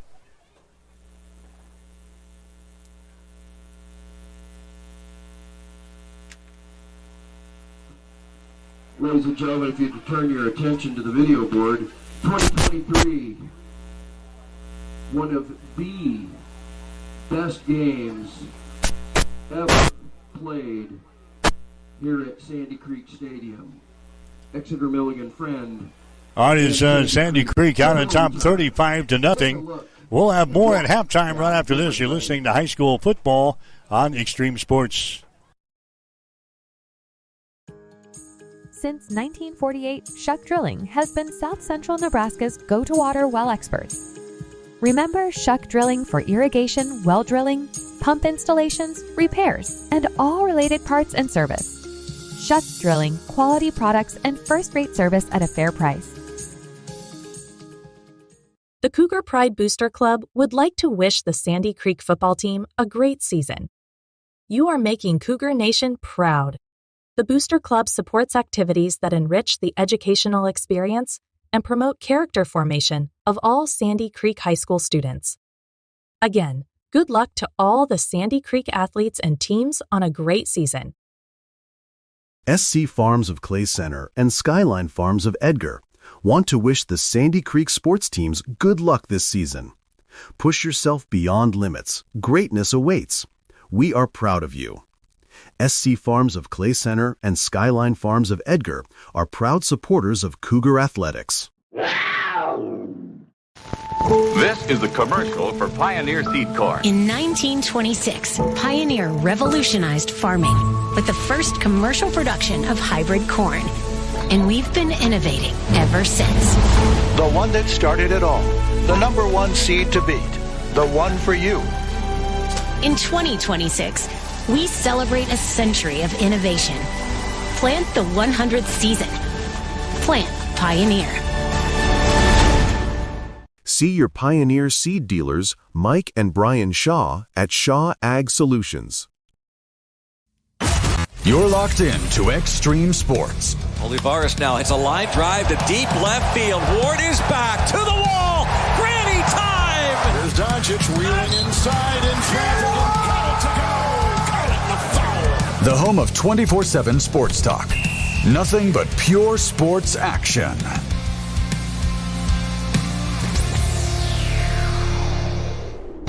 All right, back here at Sandy Creek here tonight, halftime 35-0. My job could be in jeopardy, Jimmy. They're showing the halftime highlights. They've got some youngsters calling the play-by-play tonight on the Sandy Creek stream here. They're showing the highlights up on the big board here. My job could be in trouble in about 20 years from now. I can tell you it might not take 20 years. If you don't start showing more emotion on the touchdowns as these youngsters are, you might be in trouble. They get with it as they got it up on the video board here. So you see all kinds of stuff. Kind of cool to see with the little guys. So Sandy Creek with a lead 35-0 here in the ball game. Has been all Sandy Creek ever since that first possession. Yeah, it really has. You know, we talked about it. It took Sandy Creek just a little bit of time to feel things out defensively against EMF, and once they did, it was just an avalanche of points here for their – there they go. There they go again. Just an avalanche of points here for Sandy Creek in the first half of action. Get you some Exeter Milligan Friend numbers in the first half. Their quarterback, Will Kaloff, 2 of 7 passing, just 9 yards. He was picked off one time. Boy, that proved to be costly. That was right there at the end of the second quarter as the pick 6. So 9 yards and an interception for Kaloff. Rushing the football 17 times for EMF for 62 yards, 71 yards of total offense in the first half on 24 offensive plays. Just 4 first downs and 2 penalties for EMF in that first half. For Sandy Creek, a whole different story. Passing numbers for Cam Seeley, very, very impressive. Seeley's 10 of 16 passing yards and a touchdown. Sandy Creek has rushed it 20 times for 142 yards, so 250 of total offense on 36 offensive plays in that first half. First downs and 2 penalties for the Cougars. Individual numbers in the first half, Logan Tomke leads the way receiving 5 receptions, 77 yards. Tomke 1 touchdown from 38 yards out. Rushing numbers, Cam Steeler, 15 carries 15 yards and 3 touchdowns on the ground. Again, he's thrown 1, so he's for 4 touchdowns here in just the first half of action. So very impressive numbers here put up by Sandy Creek and the newly elected alumni for Hastings College and Andrew Kuda. Yeah, he squad, was the Coach of the Year. Yeah, Coach of the Year alumni. For this. So big honor there just a few weeks ago. He joined your ranks now as the in the Hall of Fame, so congrats to him.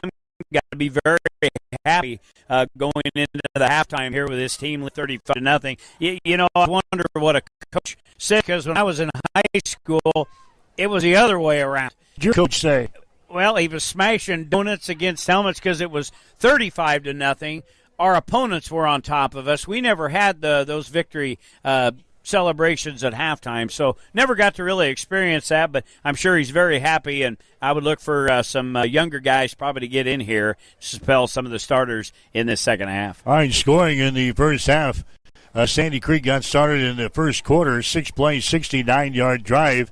Seeley throwing the 38-yard touchdown pass to Logan Tomke. 2-point conversion was good. The Cougars led 8-0. Sandy Creek then recovers a fumble at the 28-yard line. 5 plays later, they were in the end zone again on a 5-yard run by Seeley. 2-point conversion this time was no good, 14-0. The score there with 54 seconds to play in the first quarter. It's Sandy Creek then going on a 7-play, 60-yard drive early in the second quarter. Seeley took it in from 47 yards out. A 2-point conversion was good. That made the score 22-0. Cougars scoring again following a stop on downs. In fact, Exeter Milligan Friend kind of rolling the dice in their own territory at their own 22-yard line. They go for the first down. They don't pick it up. They turn it over on downs. A couple of plays later, in fact, 5 plays later, Seeley took it back into the end zone for a touchdown. A 4-yard touchdown run this time. The extra point was good. That made the score 29-0. And then the final score came defensively. A 15-yard interception return, a pick 6 for Alston Clark. The point after touchdown was blocked. And that's the score here at halftime, 35-0. The Cougars out on top of the Bobcats of Exeter Milligan Friend. You're listening to high school football tonight here on Extreme Sports. We'll have more after this. You're listening to the high school game of the week on Extreme Sports. This is the commercial for Pioneer Seed Corn. In 1926, Pioneer revolutionized farming with the first commercial production of hybrid corn. And we've been innovating ever since. The one that started it all. The number one seed to beat. The one for you. In 2026, we celebrate a century of innovation. Plant the 100th season. Plant Pioneer.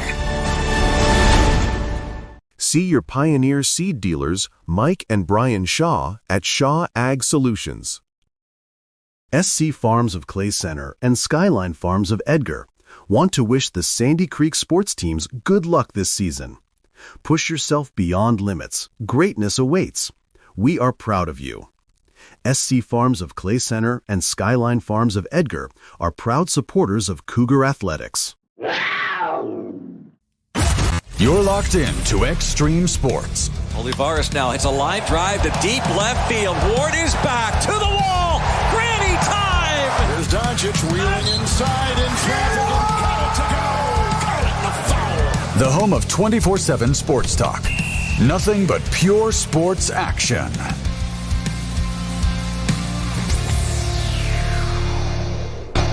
All right, back here in Sandy Creek on the hill. It's a 35-0. Sandy Creek with a lead over Exeter Milligan Friend.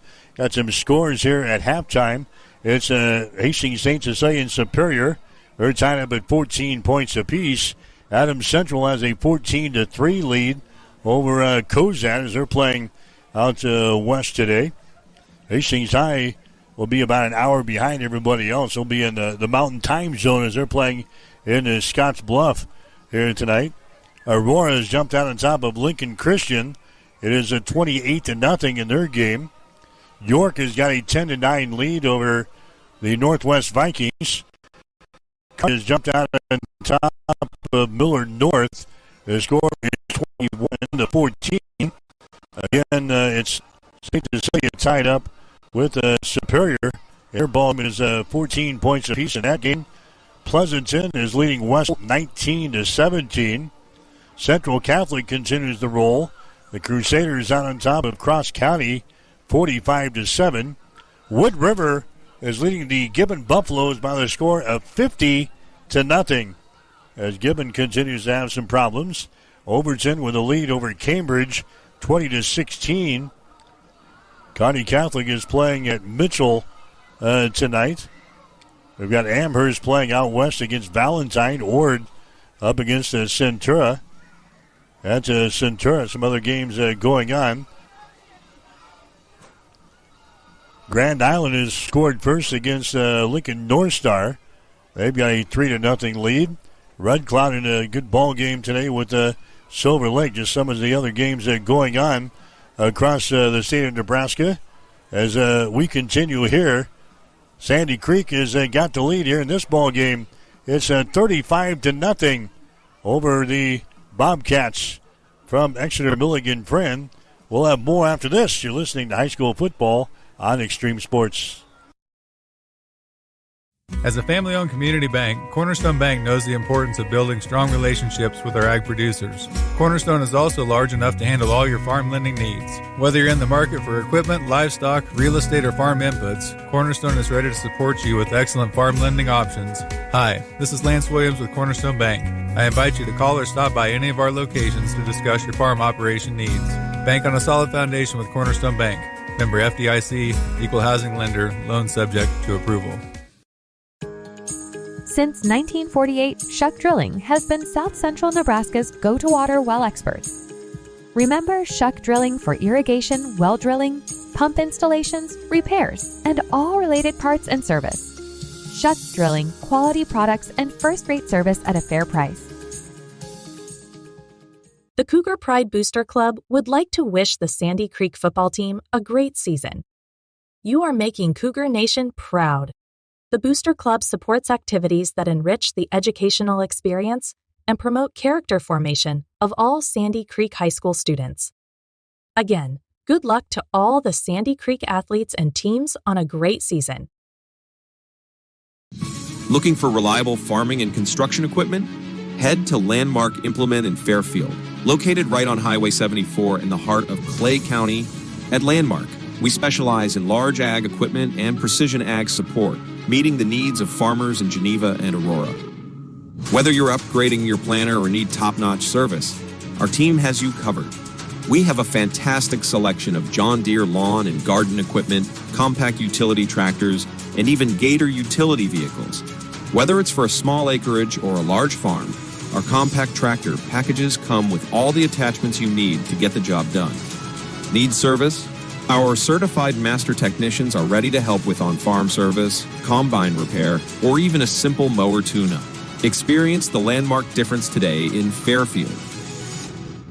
For all your John Deere sales, parts, service, and precision ag needs, Landmark is your trusted partner. Fairfield Butcher Shop has proudly been serving South Central Nebraska for over 40 years. They offer custom butchering, processing, canning, and curing. The retail store also sells jerky, bologna, sticks, fresh ground beef, steaks, bacon, sausage, and a variety of other cuts. Stop in today for some fine quality meats. The Fairfield Butcher Shop proudly supports Cougar Athletics. Extreme Sports, the ultimate destination for sports enthusiasts. This is the greatest record in the history of sports. Broadcasting live 24/7. Just have some fun out here, and enjoy the journey of all this, of trying to get 16 wins and going after a gold trophy. We give the people what they want. And I am a huge sports fan. I love sports. All right, Mike Will, Tyson Abronic, and Gene Shaw, Marcus Metcalf, all back here on the hill at Sandy Creek. 35-0 is the score. The Cougars are out on top here in this one as we get ready for half number 2. Look at the total numbers again in the first half. 250 total offense for Sandy Creek on 36 offensive plays. Again, we've talked about it all night long. If you haven't tuned in, complete domination by the Cougars. 71 total yards for EMF on 24 offensive plays. They've only got 4 first downs. Just have had a tough time getting anything going. Pressure has been tremendous on the defensive side of things. That led to the interception from Kaloff, the pick 6 late in the second quarter, which got Sandy Creek to that 35-point total. So I believe in 8-man football, it's the same rules as 11-man. You get to 35 points, the clock runs. Could be a quick half of football here. Again, tomorrow here on Extreme Sports, we've got volleyball in the afternoon with Hastings College and Dakota Wesleyan beginning at about 3 o'clock. Then we've got soccer tomorrow night beginning at 5:30. Hastings College against Dordt. We'll have a soccer tomorrow night on Extreme Sports 2. Volleyball will be on the main channel tomorrow as we continue. A busy weekend for us. Hastings College football team has the weekend off, so no Hastings College football game tomorrow afternoon. But we'll have volleyball and we'll have soccer tomorrow on the airways on our Extreme Sports Broadcast Network. So we're at halftime, 35-0. Have to find something to do tomorrow. I'll be bored out of my mind. Won't know how to act. Usually we're either home game, which we get prepared in the morning hours and usually wind up later on in the evening. So I'm sure you and I can. Yeah, there's probably something to do. Probably something to do. There's several football games, good ones on TV. So I think we've clicked down twice from the 3-minute mark here, and we're still a minute away from the second half kickoff here. I don't know what's going on. Yeah, both teams are on the field just watching the clock tick down from 3 minutes for the second time here. Maybe they don't know how to reset the clock. Well, it's pretty fancy. It is. It's a nice board. If you've never been down here, it's across the way on the what would be the visitor's sideline. It's a gigantic computerized board over there. They put that in a couple of years ago. Nice addition here to the field at Sandy Creek. I will tell you what, they if they didn't talk to any members of the media, they did it right. how many times we get to some of these high school fields, and they've got the press box kind of closed in and windows, and they've got it clear down to the end, but you can't see the scoreboard. You've got to lean out of the windows. This one here, you're looking dead onto it almost every play as the games go along. So yeah, it's fancy. I like it. Gino, he's a guy that relies on the time a lot here, and you find himself hanging out the window quite a bit here. That scares me. I have to tie a rope onto his britches. All right, so it's going to be the Cougars shaking the ball off to begin this third quarter of play. Sandy Creek has got the lead 35-0 over Exeter Milligan Friend. It's homecoming tonight for the Cougars. So they're naturally happy down there. You always want to win your homecoming game. The Cougars getting ready to tee things up here to begin the second half of play. Kirchhoff and Mueller. So Sandy Creek will kick things off. Ben Berger is the guy who's going to kick off here for the Cougars.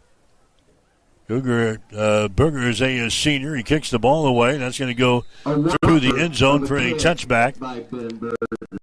So now it's going to be EMF, Exeter Milligan Friend, back with the ball following the touchback. Well, we'll see if they made any adjustments offensively on the EMF sidelines. Just really have not been able to get anything going. They've had one play. You take that 71 total yards of offense, and then you look down the line, you take the 50-yard run they had.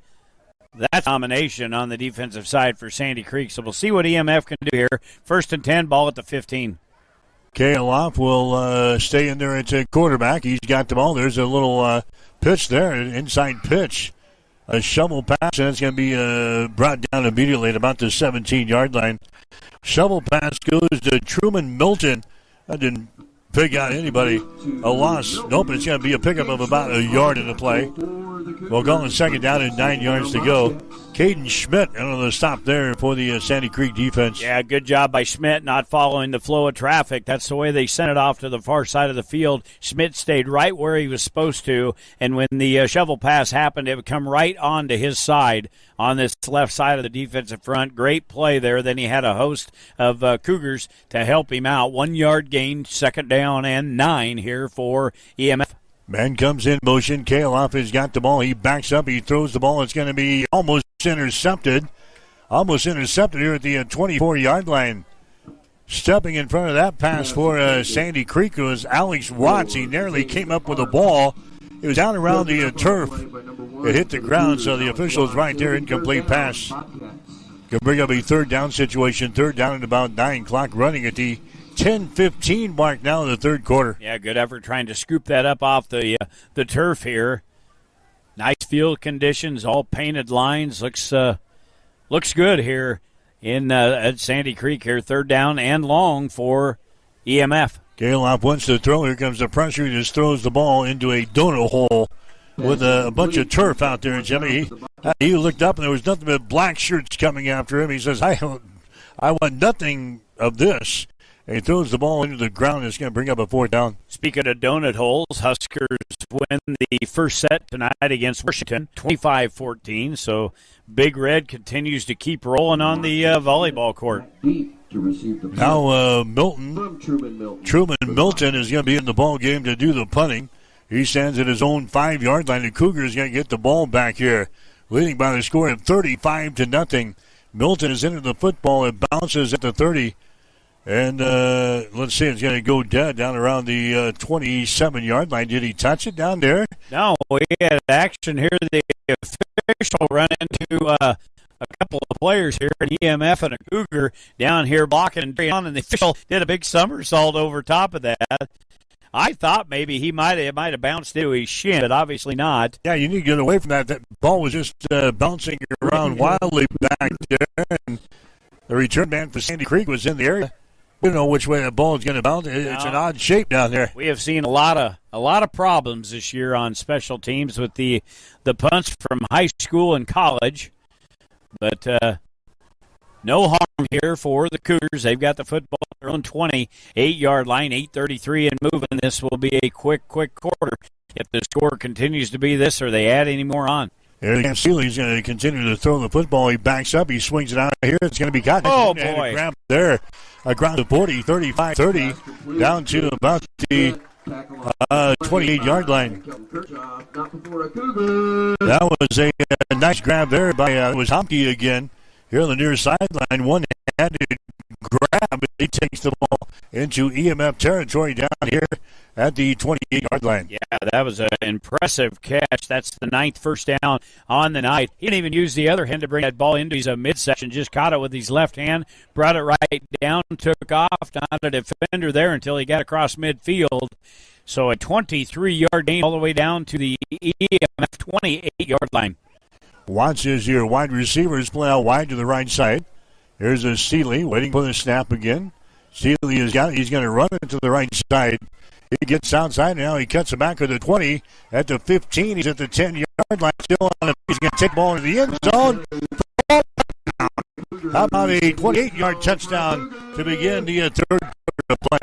That is not one, not two, not three, but 4 rushing touchdowns for Cam Seeley here tonight, and that was probably the most impressive one. He took that right up the middle of that defensive front and was able to shake and bake over to the far side of the field and then just continued to break tackles in that secondary to get it into the end zone from 28. The snap is down, the kick is up, and it is good, and all is well here for Andrew Kuda and the Sandy Creek Cougars. They extend their lead to 42-0 with 7:23 left to go here in the third quarter. An impressive quick drive there by the Cougars. And you're listening to high school football on Extreme Sports. We know the Sandy Creek football team has excelled on the field this year, but what about your cattle? Shaw Elite Cattle of Fairfield encourages everyone to be watching for our first public offering of private treated Angus bulls. Bulls bred for high growth, balanced EPDs and eye appeal that are backed by maternally proven cow families. The Shaw brothers, Josh, Ethan, Christian, Charlie, and Delaney, yes, she's one of the boys too, are excited and proud to visit with all interested individuals about Shaw Elite Cattle's performance and genetics, not to mention anything sports or Cougar country related. That's Shaw Elite Cattle of Fairfield. Bored of the same old sports coverage? Get on the cutting edge of sports with Extreme Sports. That ball hammered deep toward left into the well. That ball is gone! The biggest plays, breaking news, and we can't forget the best sports talk. Let's be great! Let's be great! We are Extreme Sports. As we come back, the kickoff return is going to be brought all the way back for Exeter Milligan Friend into the end zone for the touchdown down the far sideline. No flags. So a long touchdown return there by Exeter Milligan Friend. I think that kickoff was taken in between the goal line and the 5-yard line, somewhere down around in there, and I was surprised they haven't really returned a lot of them here in this football game. But then he took it up the numbers, found a seam, and he just kind of blew right through the special teams of Sandy Creek. So the first points on the board for EMF. They've got a 6 on the board now. They'll line up here and go 4-2. That was Kelton Kirchhoff who brought the ball back there for Exeter Milligan Friend down the far sideline. So the Cougars get into the end zone, and then EMF comes right back with a touchdown of their own. And now they go for the 2-point conversion here. Kaloff is running attempt is going to be stopped short. So the 2-point conversion is no good. 7:10 to play here in the third quarter. We'll take a break with the score. Sandy Creek 42. Exeter Milligan Friend 6. You're listening to high school football on Extreme Sports. Fairfield Butcher Shop has proudly been serving South Central Nebraska for over 40 years. They offer custom butchering, processing, canning, and curing. The retail store also sells jerky, bologna, sticks, fresh ground beef, steaks, bacon, sausage, and a variety of other cuts. Stop in today for some fine quality meats. The Fairfield Butcher Shop proudly supports Cougar Athletics.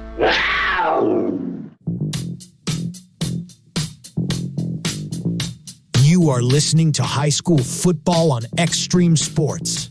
Now, let's get back to the action. All right, that was a 75-yard kickoff return after Sandy Creek got out of the end zone on that run by Seeley of 28 yards. Kirchhoff comes back the other way, a 75-yard return down the far sideline. And it's now a 42-6 ball game. Sandy Creek has got the lead. Here's the kickoff. The Cougars will bring it back. Out across the 10, 15, 20, down the sideline. Look out. Deja vu right down the near sideline, and he's going to take it all the way for the touchdown. Unbelievable. That's Alex Watts. Tell you what, you see a lot of strange things happen in 8-man football. It's pretty well wide open. Back-to-back kickoff returns. Gino, where was that? That was about at the 2 or 3 yard line. 78 yards is what we got. Gee, many goodness, that was something else. Watts takes it right in front of the Sandy Creek bench, and he wasn't touched either. He takes it the distance, so Sandy Creek comes right back, matches the kickoff return. So 48 to 6. Is a sideline infraction. Now we got a sideline infraction on the Bobcats. That would be on Sandy Creek. Come down in front here, I'll bet. Is that what he said? He said Bobcats. All right, well, yeah. They were jumping for some reason. I don't know. Catch that guy, will you? I suppose. Catch that guy. Hurry up. Watts takes it 78 yards for a touchdown for Sandy Creek to make it a 48-6 game because of PAT. So the point after touchdown was good. Sandy Creek tacks on another 7 here. 6:55 to play in the third quarter. 2 kickoff returns back-to-back here for touchdowns. It's now a Sandy Creek 49, Exeter Milligan Friends 6. You're listening to High School Football Extreme Sports. Looking for reliable farming and construction equipment? Head to Landmark Implement in Fairfield, located right on Highway 74 in the heart of Clay County. At Landmark, we specialize in large ag equipment and precision ag support, meeting the needs of farmers in Geneva and Aurora. Whether you're upgrading your planter or need top-notch service, our team has you covered. We have a fantastic selection of John Deere lawn and garden equipment, compact utility tractors, and even Gator utility vehicles. Whether it's for a small acreage or a large farm, our compact tractor packages come with all the attachments you need to get the job done. Need service? Our certified master technicians are ready to help with on-farm service, combine repair, or even a simple mower tune-up. Experience the Landmark difference today in Fairfield. For all your John Deere sales, parts, service, and precision ag needs, Landmark is your trusted partner. All right, Mike Will, Gene Shaw, Jimmy Purcell, Marcus Metcalf back here on the hill at Sandy Creek. There's a kickoff by the Cougars. That one goes into the so for the first time in a while, Jimmy. We had back-to-back kickoff returns for touchdowns here, and now the Bobcats of Exeter Milligan Friend will start this drive at their own territory after the touchback at their own 15-yard line. Yeah, I've just kind of taken in my seat here, kind of been watching a couple of kickoffs go back and forth here by both teams. Now for set of downs in a little while. Clock moving to 6:12. Left to go here in the third quarter. All Sandy Creek. Kaloff is going to run the football here. Quarterback keeper. He gets it maybe to the line of scrimmage to the 16, and that is just about it. Rather, that's a Milton carrying the ball. They get about a yard in the play. Watch the build off into the side there for Sandy Creek. Still clock 5:47 to play, third quarter. Ahead, looking for their 6th win of the season here tonight. They got a ball game against Southern coming up next week. And then it's on into the state high school football playoffs. Let's hoping another run for the Cougars in 2025. It was a great run a season ago. Got us to Memorial Stadium in Lincoln. Won the state championship there in Class D1. There's another running play out here to the right side, and the Cougars going to stump that one as well. Boise Creek's defense still playing with a lot of fire here, and you can watch the coaches on the sideline. 6, but they're still cheering on those guys out there. Well, like I said, their roster's very young. Only 7 seniors on this roster and a lot of sophomores. So you got to coach up them young kids. And you always hear coaches say it's next man up, so you got to have everybody prepared and ready to go. That was maybe a half a yard gain. Third down and 8. Kale up again, a little shovel pass fake, and now they're going to throw the ball. It's going to be incomplete. They faked the shovel pass that time. They used it a couple of times. They pull it back out, and he lost the ball downfield to Arza, overthrown. It's going to bring up a fourth down situation. Fourth down, I think EMF is going to put the football away. Fourth down, we'll call it 8 yards to go. The ball is at the 17-yard line. And they're going to be in a punt formation here. Sandy Creek will send a couple of guys back deep down around their own 25-yard line to return this expected punt from EMF. And here comes that punt, high of the air, end-over-end kick, pretty good one. Bounces to the 27 across the 25. Going to roll dead down here at the 22-yard line. And that's where the Cougars will start after a nice punt by Truman Milton. Sandy Creek has got the ball at the 22-yard line. High school football action here tonight on Extreme Sports. College volleyball going on Extreme Sports 2 tonight. Hastings College playing at home at Lynn Farrell Arena against the Dordt Defenders. Then we've got volleyball and we've got soccer tomorrow beginning mid-afternoon. Volleyball on Extreme Sports 1 with Hastings College and Dakota Wesleyan, followed by soccer tomorrow night on Extreme Sports 2 with Dordt and Hastings beginning at about 5:30. 49-6 is the score here. Just over 3 minutes to go. Seeley's still in there, throws the ball. It's going to be caught here at the 35-yard line and out of bounds. Tomke on the reception again for Sandy Creek. He's had a big ball game tonight for the Cougars. That's a first down as they bring the ball out toward the midfield strip. They're spotted at the 38.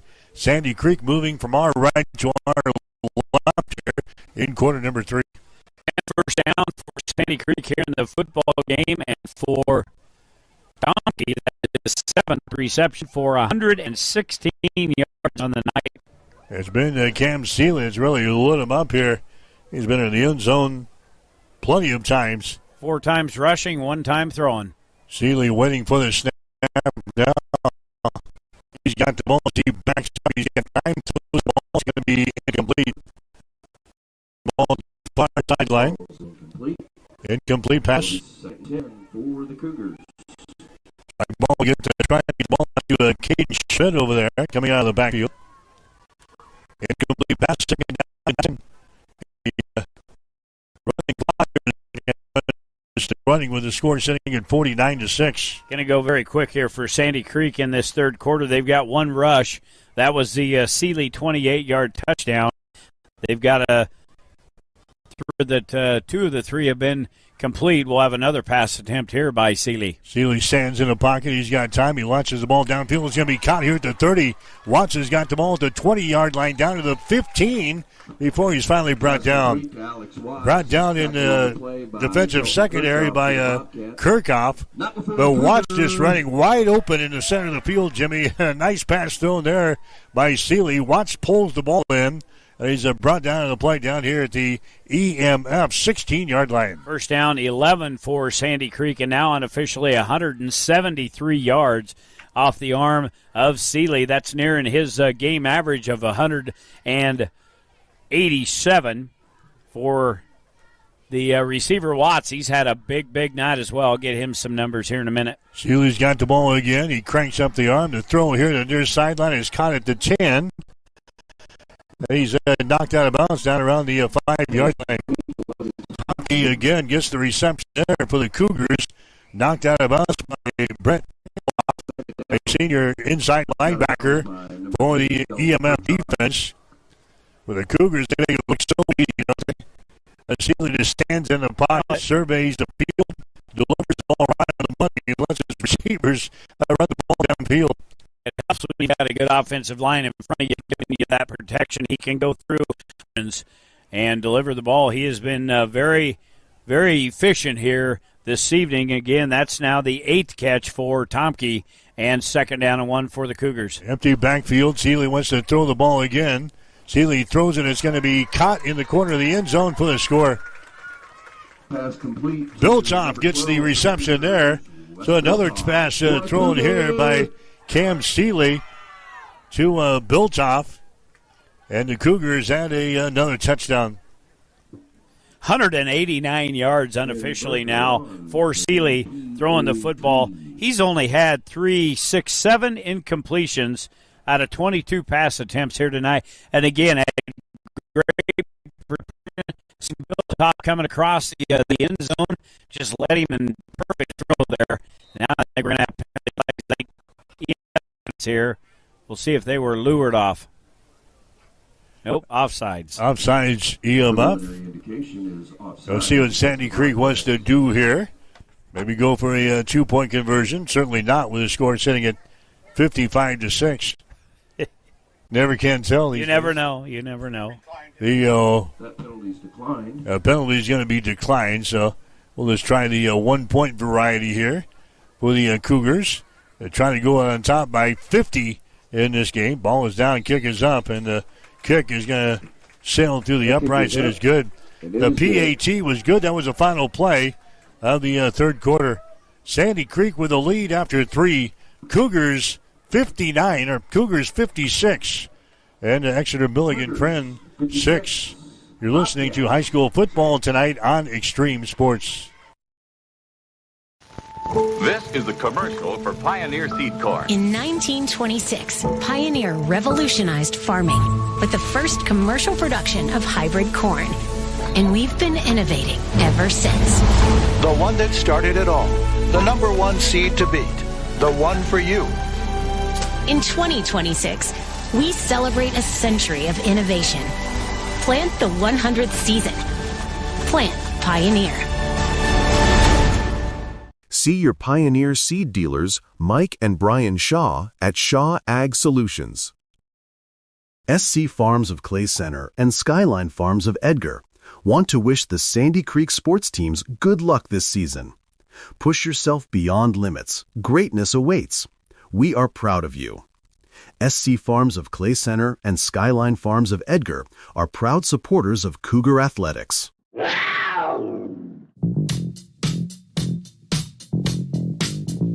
You are listening to high school football on Extreme Sports. Now, let's get back to the action. All right, so Sandy Creek scores on the final play of the third quarter. It's now a 56-6 ball game. Sandy Creek has got the lead as we head to the fourth and final quarter here. The Cougars will kick off. Really, the only bright spot has been the return game here for the Bobcats of Exeter Milligan Friend. They returned one earlier. Second half this time, A.J. Mueller is going to be stopped here, the 30-yard line. Stats through 3 quarters for EMF.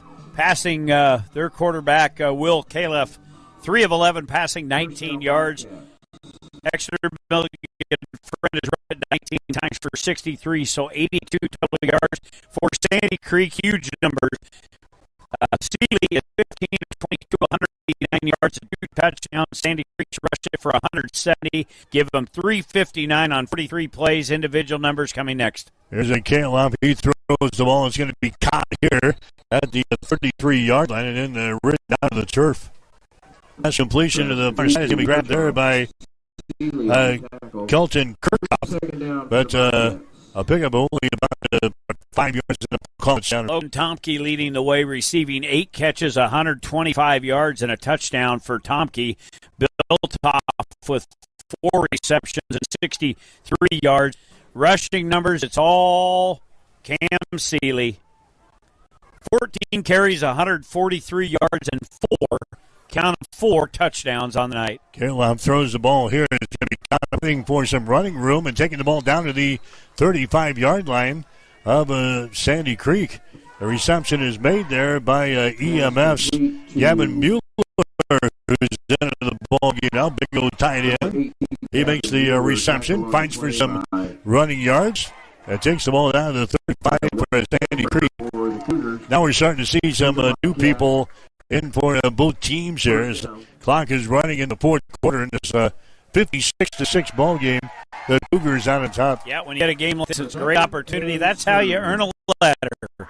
I don't know if you knew that if you earned a letter in high school, but you get varsity action, you get a letter for that jacket. There's a pass to the far side. It's going to be caught here Kaloff delivers the ball down to around the 31-yard line. Is this when you came into the ball? Is this what he said? Purcell, grab the helmet. Yeah. Don't worry about the water bucket. Yeah, and grab your helmet and come on in. I tried to hide behind the water bucket, tried to hide behind the jug there, but they drug me out there and put me in. So, what was your position? I was a linebacker. Really? Yes, I was. Playing the offense? Inside. Guard on offense. Guard on offense? Guard on offense. Linebacker on defense. That's right. I was mean machine. For the Superior Cats.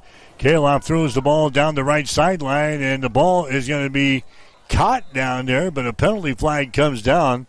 I think there's going to be a penalty on Sandy Creek. Yeah, I think so, too. The defender got right into the pass ball's incomplete. Chest, so the pass is actually incomplete. I think there's going to be a pass interference call here on the Cougars. Yep. Pass interference on the Cougars. So for the Cougars, that is just their third penalty here tonight. Not a lot of flags here by the officials. They've let them play ball. Now they'll get ready to march this off. 15 yards, 15-yard variety. Clock stop with the penalties. Yep. We don't get a lot of that where we get running clock, so we're not really up to speed on that. They'll wind the clock as soon as they set the ball. They are. Now the clock is running. 9 minutes to go. Leading by the score of 56-6 here in this ball game. Kaloff has got wide receivers left and right. He backs up. Here comes the pressure. He throws the ball. It's going to be caught and dropped here at the 15-yard line. Incomplete pass out of the hands of Truman Milton. It's going to bring up a second down and 10 now. Flag on the play. We got another penalty flag on the far side. Penalty flag down on the far side. The officials will make the call here. It's going to be a holding this time on Sandy Creek. Back-to-back penalties here now. 4 penalties for Sandy Creek. Is that going to be enough to give, or they get an automatic first down here in EMF? Should be on a holding call. So they will march it up. So a pass interference and a holding call on the defense. That brings the ball down to about the 8-yard line of Sandy Creek.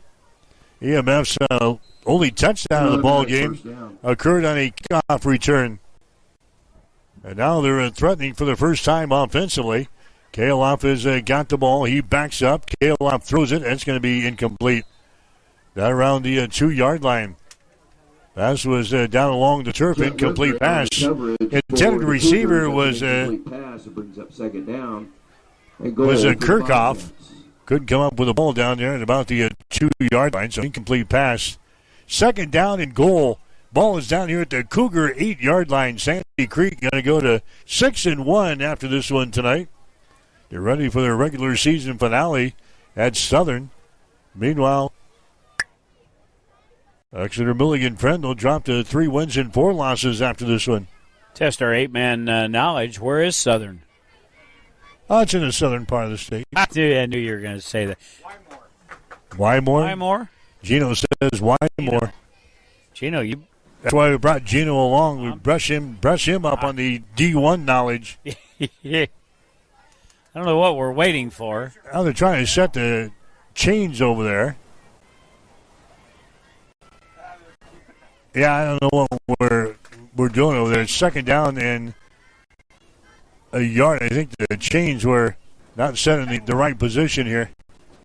Following those penalties. So now it's going to bring up a second down and a yard. Ball is down here at the 8-yard line of Sandy Creek. Kaloff throws the ball. That one is going to be off of the fingertips of his intended receiver, A.J. Mueller. The dropsies down here in the red zone. A.J. Mueller drops the ball. It's going to bring up a third down situation. Third down at about a yard. The ball down here at the Sandy Creek 8-yard line. Boy, Kaloff has had a tough time getting anything going, throwing just not a lot of time to throw back there. The pressure has been tremendous. Just 6 completions on 18 pass attempts here for Kaloff and an interception, and that was costly. That was a pick 6. Arp splits out wide right along with Kirchhoff. They fake the ball. Here's Kaloff. He's going to take the ball to the end zone from 8 yards out. An 8-yard touchdown run by the quarterback for Exeter Milligan Friend and Will Kaloff, and the Bobcats are on the board for the second time. Yeah, it gives their fans that had to travel just a little distance to get here to Sandy Creek, give them a chance to cheer here. First touchdown on the board offensively for EMF. They did score with that kickoff return. So now the score sets at 56-12, 7:13 left to go here in the ball game. Line up here and go for the 2-point conversion.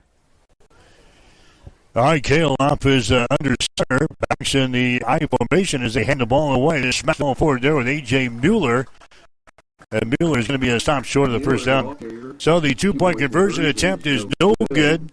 Sandy Creek leads this ball game now. Cougars 56. And the Exeter Milligan Friend Bobcats 12. You're listening to high school football tonight on Extreme Sports. The Cougar Pride Booster Club would like to wish the Sandy Creek football team a great season. You are making Cougar Nation proud. The Booster Club supports activities that enrich the educational experience and promote character formation of all Sandy Creek High School students. Again, good luck to all the Sandy Creek athletes and teams on a great season. Keep it here on Extreme Sports. Hits it to right field. Brennan is back. He's at the wall, and we are tied. Your all-access pass to nonstop sports talk and live play-by-play coverage. You guys are the #1 sports station because you make the phones light up. All right, that was a 7-play, 51-yard drive there by Exeter Milligan Friend. They get into the end zone on an 8-yard touchdown run from Will Kaloff, the quarterback. The 2-point conversion, no good. We sit at 56-12 now as the Cougars continue to dominate this ball game. Sandy Creek picking the ball up here on the kickoff return out across the 10-yard line. 15 out to the 20, and that's where the Cougar offense will start in their own territory at the 20-yard line. I'm sure you have worked up on the two deeps for Sandy Creek. I'm sure you're going to see a whole lot of new faces in there. They have a 56-12 lead here. Some big numbers. Unofficially, 359 yards for the Cougars so far in the game. 9 through the air, 179 on the ground. It has been very impressive here by Andrew Cougars football team and a new quarterback in the game. It's going to be Watts, I think, is going to be the quarterback now. #1 for the Cougars as he hands the ball away. Inside handoff, 25. Breaks outside the numbers, 30, 35, 40, 35, 30, 25, 20. Down to the 15-yard line. Yeah, see, the youngsters even want a chance to show their stuff. That's a Lundgren carrying the ball there for Sandy Creek. 47 yards on the carry. Watts had to jump up and catch the snap out of the air and then turned and handed it off to his little running back, and he had a little spark plug, got around the outside, and EMF had a hard time bringing him down, not after a 47-yard gain. 1st and 10, 17-yard line. Sandy Creek looking for more. All right, the Cougars come up to the line of scrimmage. This game has been put away since about halftime here tonight. They're just playing out this in half here. Cougars 56-12 lead over Exeter Milligan. A handoff again. Nice little move at the 10-yard line down to about the 5-yard line. That's Jeff Lindgren carrying the ball there. He's sophomore for Sandy Creek. 18, Gavin Mueller. So we're down to 5 minutes to go here in this ball game. Sandy Creek looking for more. Got the ball down here at the 5-yard line of Exeter Milligan Friend. Watch the new quarterback here for Sandy Creek with a wide receiver wide to the side.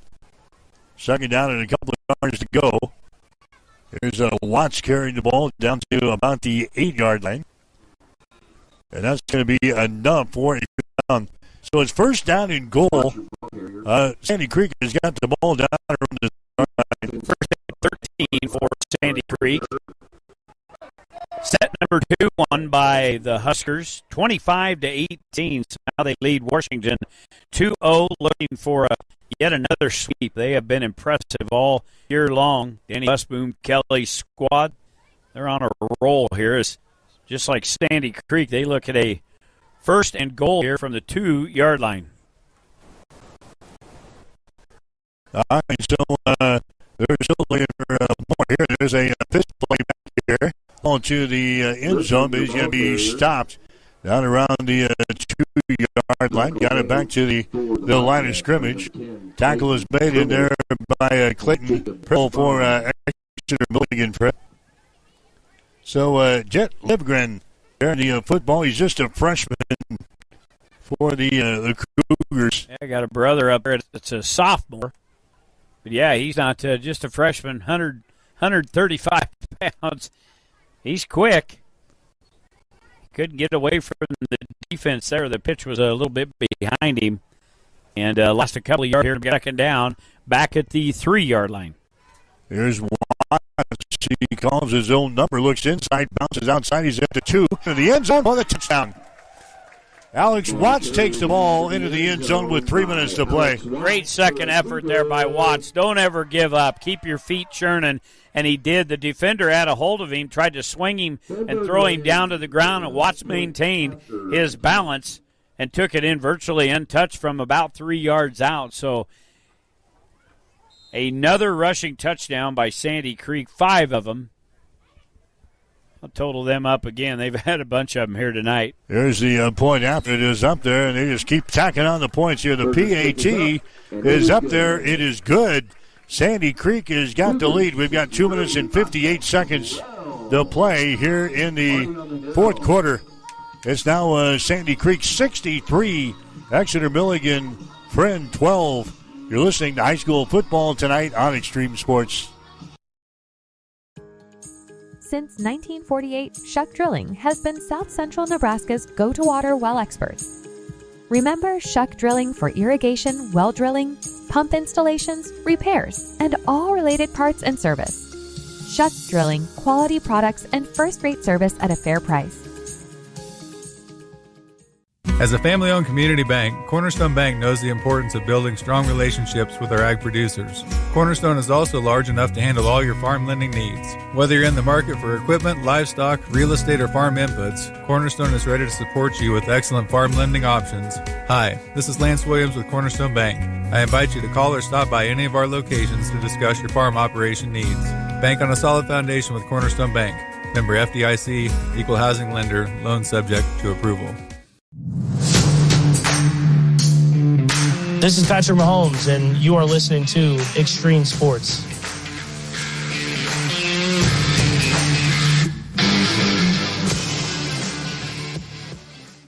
All right, back here to Sandy Creek. It's a 63-12. Are out on top of Exeter Milligan Friend. Marcus Metcalf watching the offensive explosion down on the Sandy Creek sidelines. It's interesting. Yeah, it's fun to watch, guys, and this team has done it for the last 2 or 3 years, and these guys continue to improve with changes and everything else, so it's been exciting. Quick scoring update for you guys up there. 8, Hastings College up 2 sets to none on Dort. They just won the second set 34-32. Wow. Unbelievable. Tyson's having a whale of a night there at Lynn Farrell Arena tonight. Yeah, he'll be wore out. I told you I was going to get the touchdown totals. 5 on the ground, 2 through the air for the Cougars here tonight. Tyson has got Hastings College volleyball over on Extreme Sports 2 tonight. Likewise, he was out doing softball. So this has been a busy day for us, but that's how this network was built. We had softball involving both St. Cecilia and Hastings High today. We switch gears. We come down and do the football game down at Sandy Creek. We've got volleyball at Hastings College. Tomorrow we've got volleyball and soccer both on the air. That's what the Extreme Sports is all about. Exactly, and I know you don't call volleyball or soccer, so that scares me with where you're going to be. You're going to make Tyson work all day long. Yeah, that's good. That keeps him out of trouble. Yeah. Here's an inside handoff, and that's going nowhere. We're down to 2 minutes to go here in the game. So the Cougars, they're going to go to 6 wins and 1 loss after this one. They'll get ready for Southern next week. Exeter Milligan Friend will drop to 3 wins and 4 losses. We're just 2 weeks away from the state high school football playoffs. I told you when we started our first game of the season, I said, you just wait. You'll blink a couple of times, and this season will be into the playoffs. Yeah, the 8-man ranks will move into the playoffs in a couple of weeks. There's another handoff. It's going to go off of the left side. They're just going to play this one out, and I'll be very surprised that we get any more than 1 or 2 more plays out of this thing. 1:15 to play. Look at the people coming in and out of both sides now.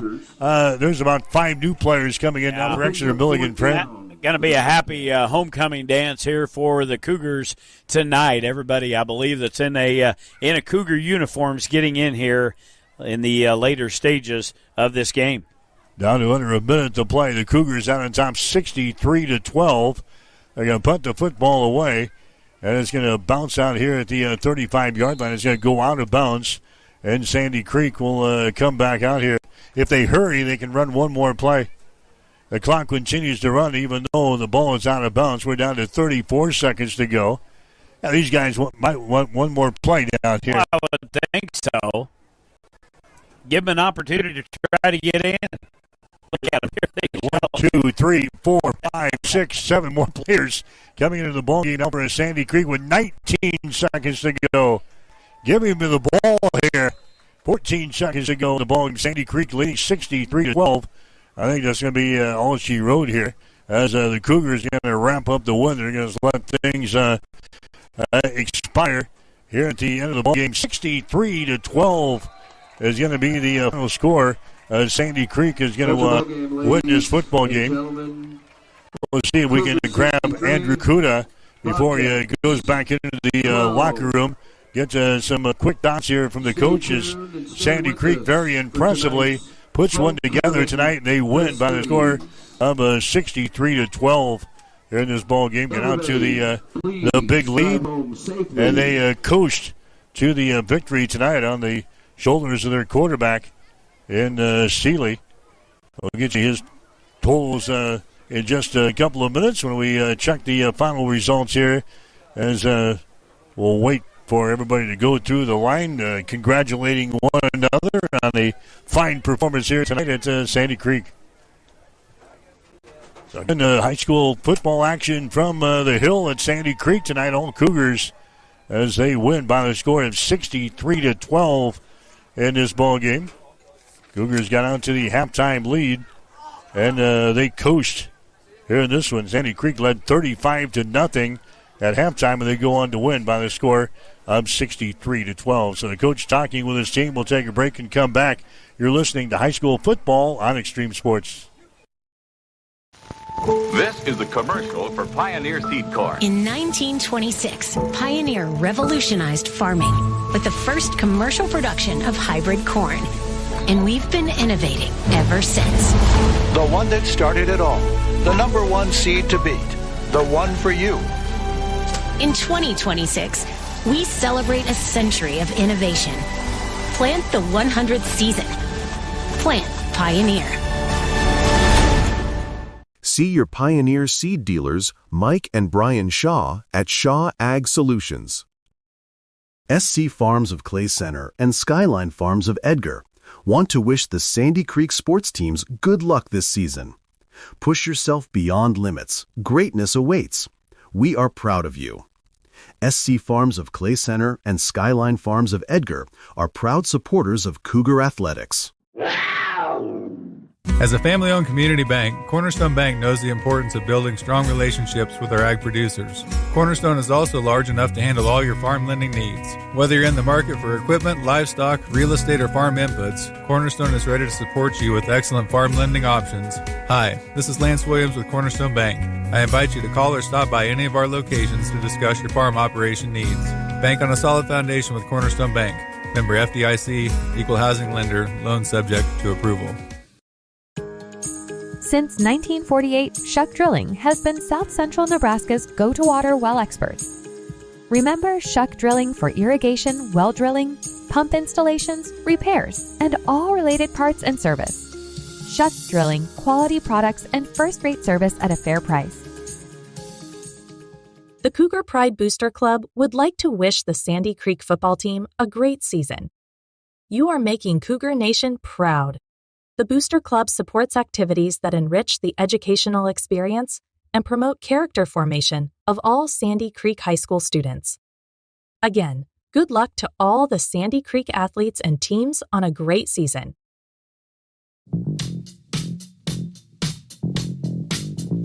You are listening to high school football on Extreme Sports. Now, let's get back to the action. All right, Sandy Creek dominates this one over Exeter Milligan Friend. Final score 63-12 in this ball game. Cougars had a 35-0 halftime lead.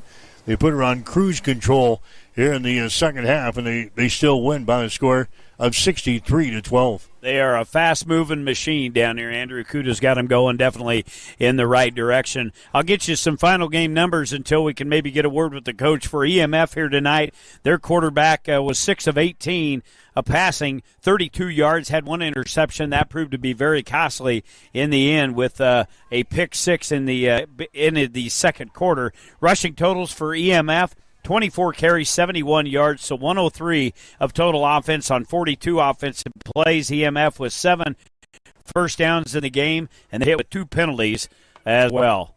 We want to go down to the No, go ahead. You got a couple more. All right, so Sandy Creek's numbers, the quarterback Cam Seeley's numbers, 15 of 22. Yeah, we're going to get him right now. We'll go ahead and come back, come right back to it.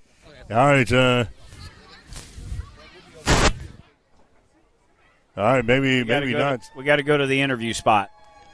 Anyway, Cam Seeley's numbers, 15 of 22, 189, 2 touchdowns on the night. Rushing numbers for Sandy Creek, 26 totes, 229 of total offense on the ground, 418 total on 48 offensive plays. Does Marcus have him now?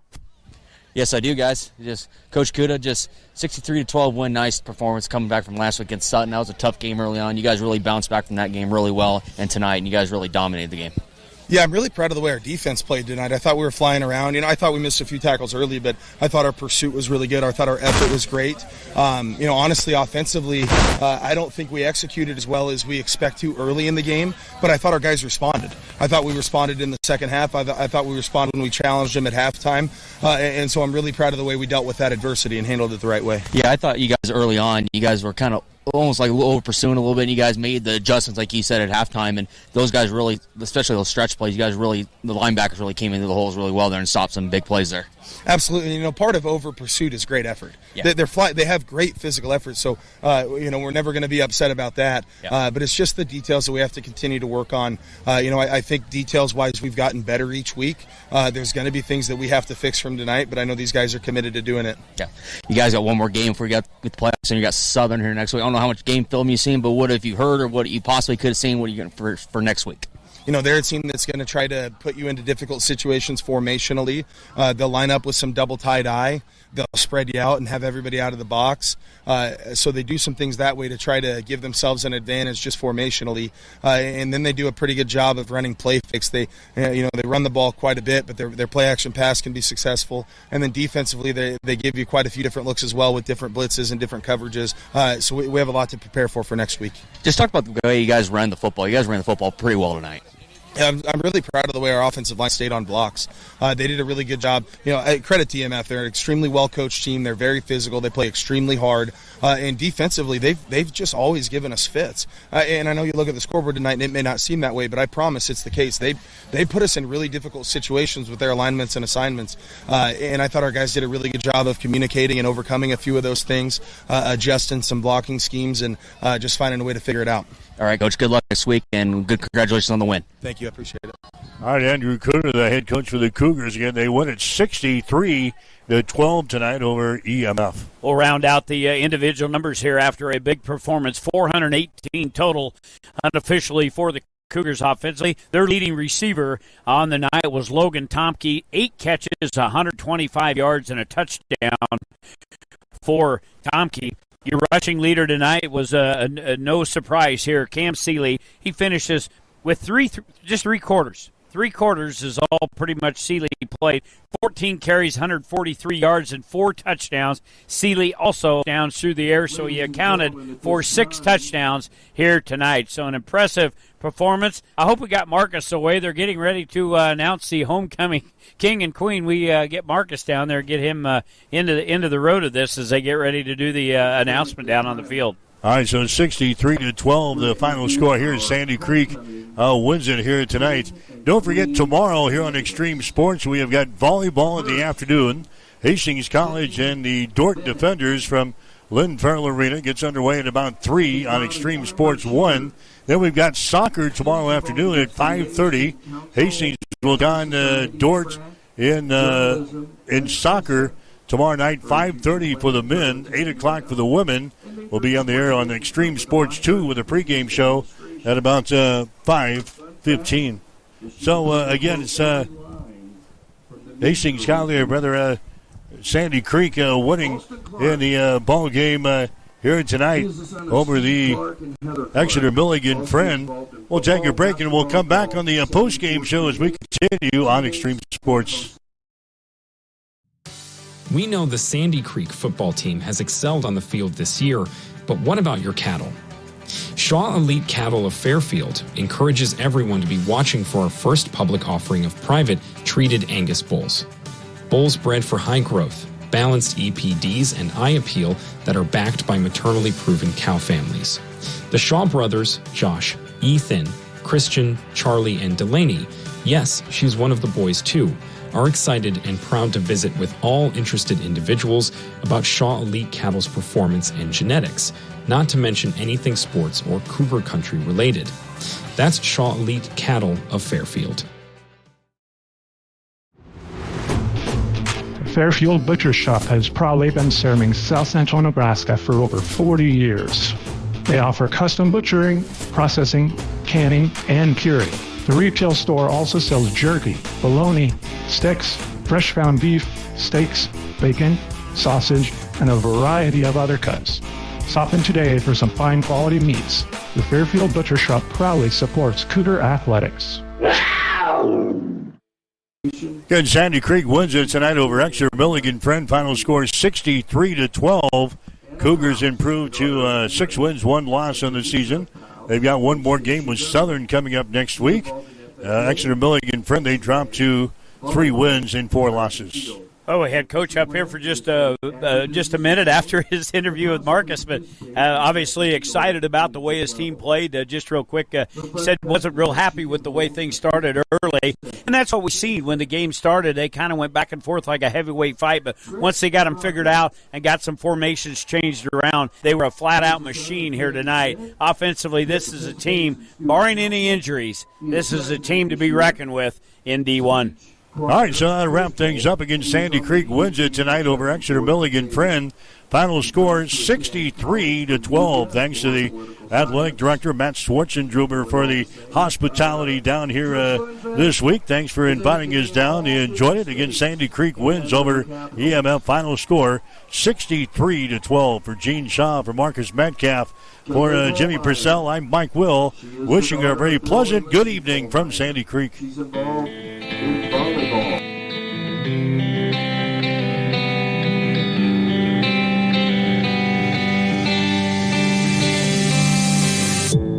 You have been listening to an exclusive presentation by Extreme Sports.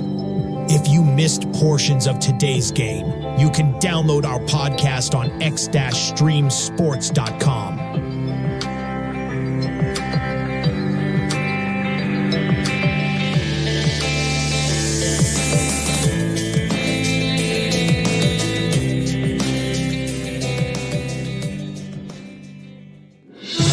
Made it worse.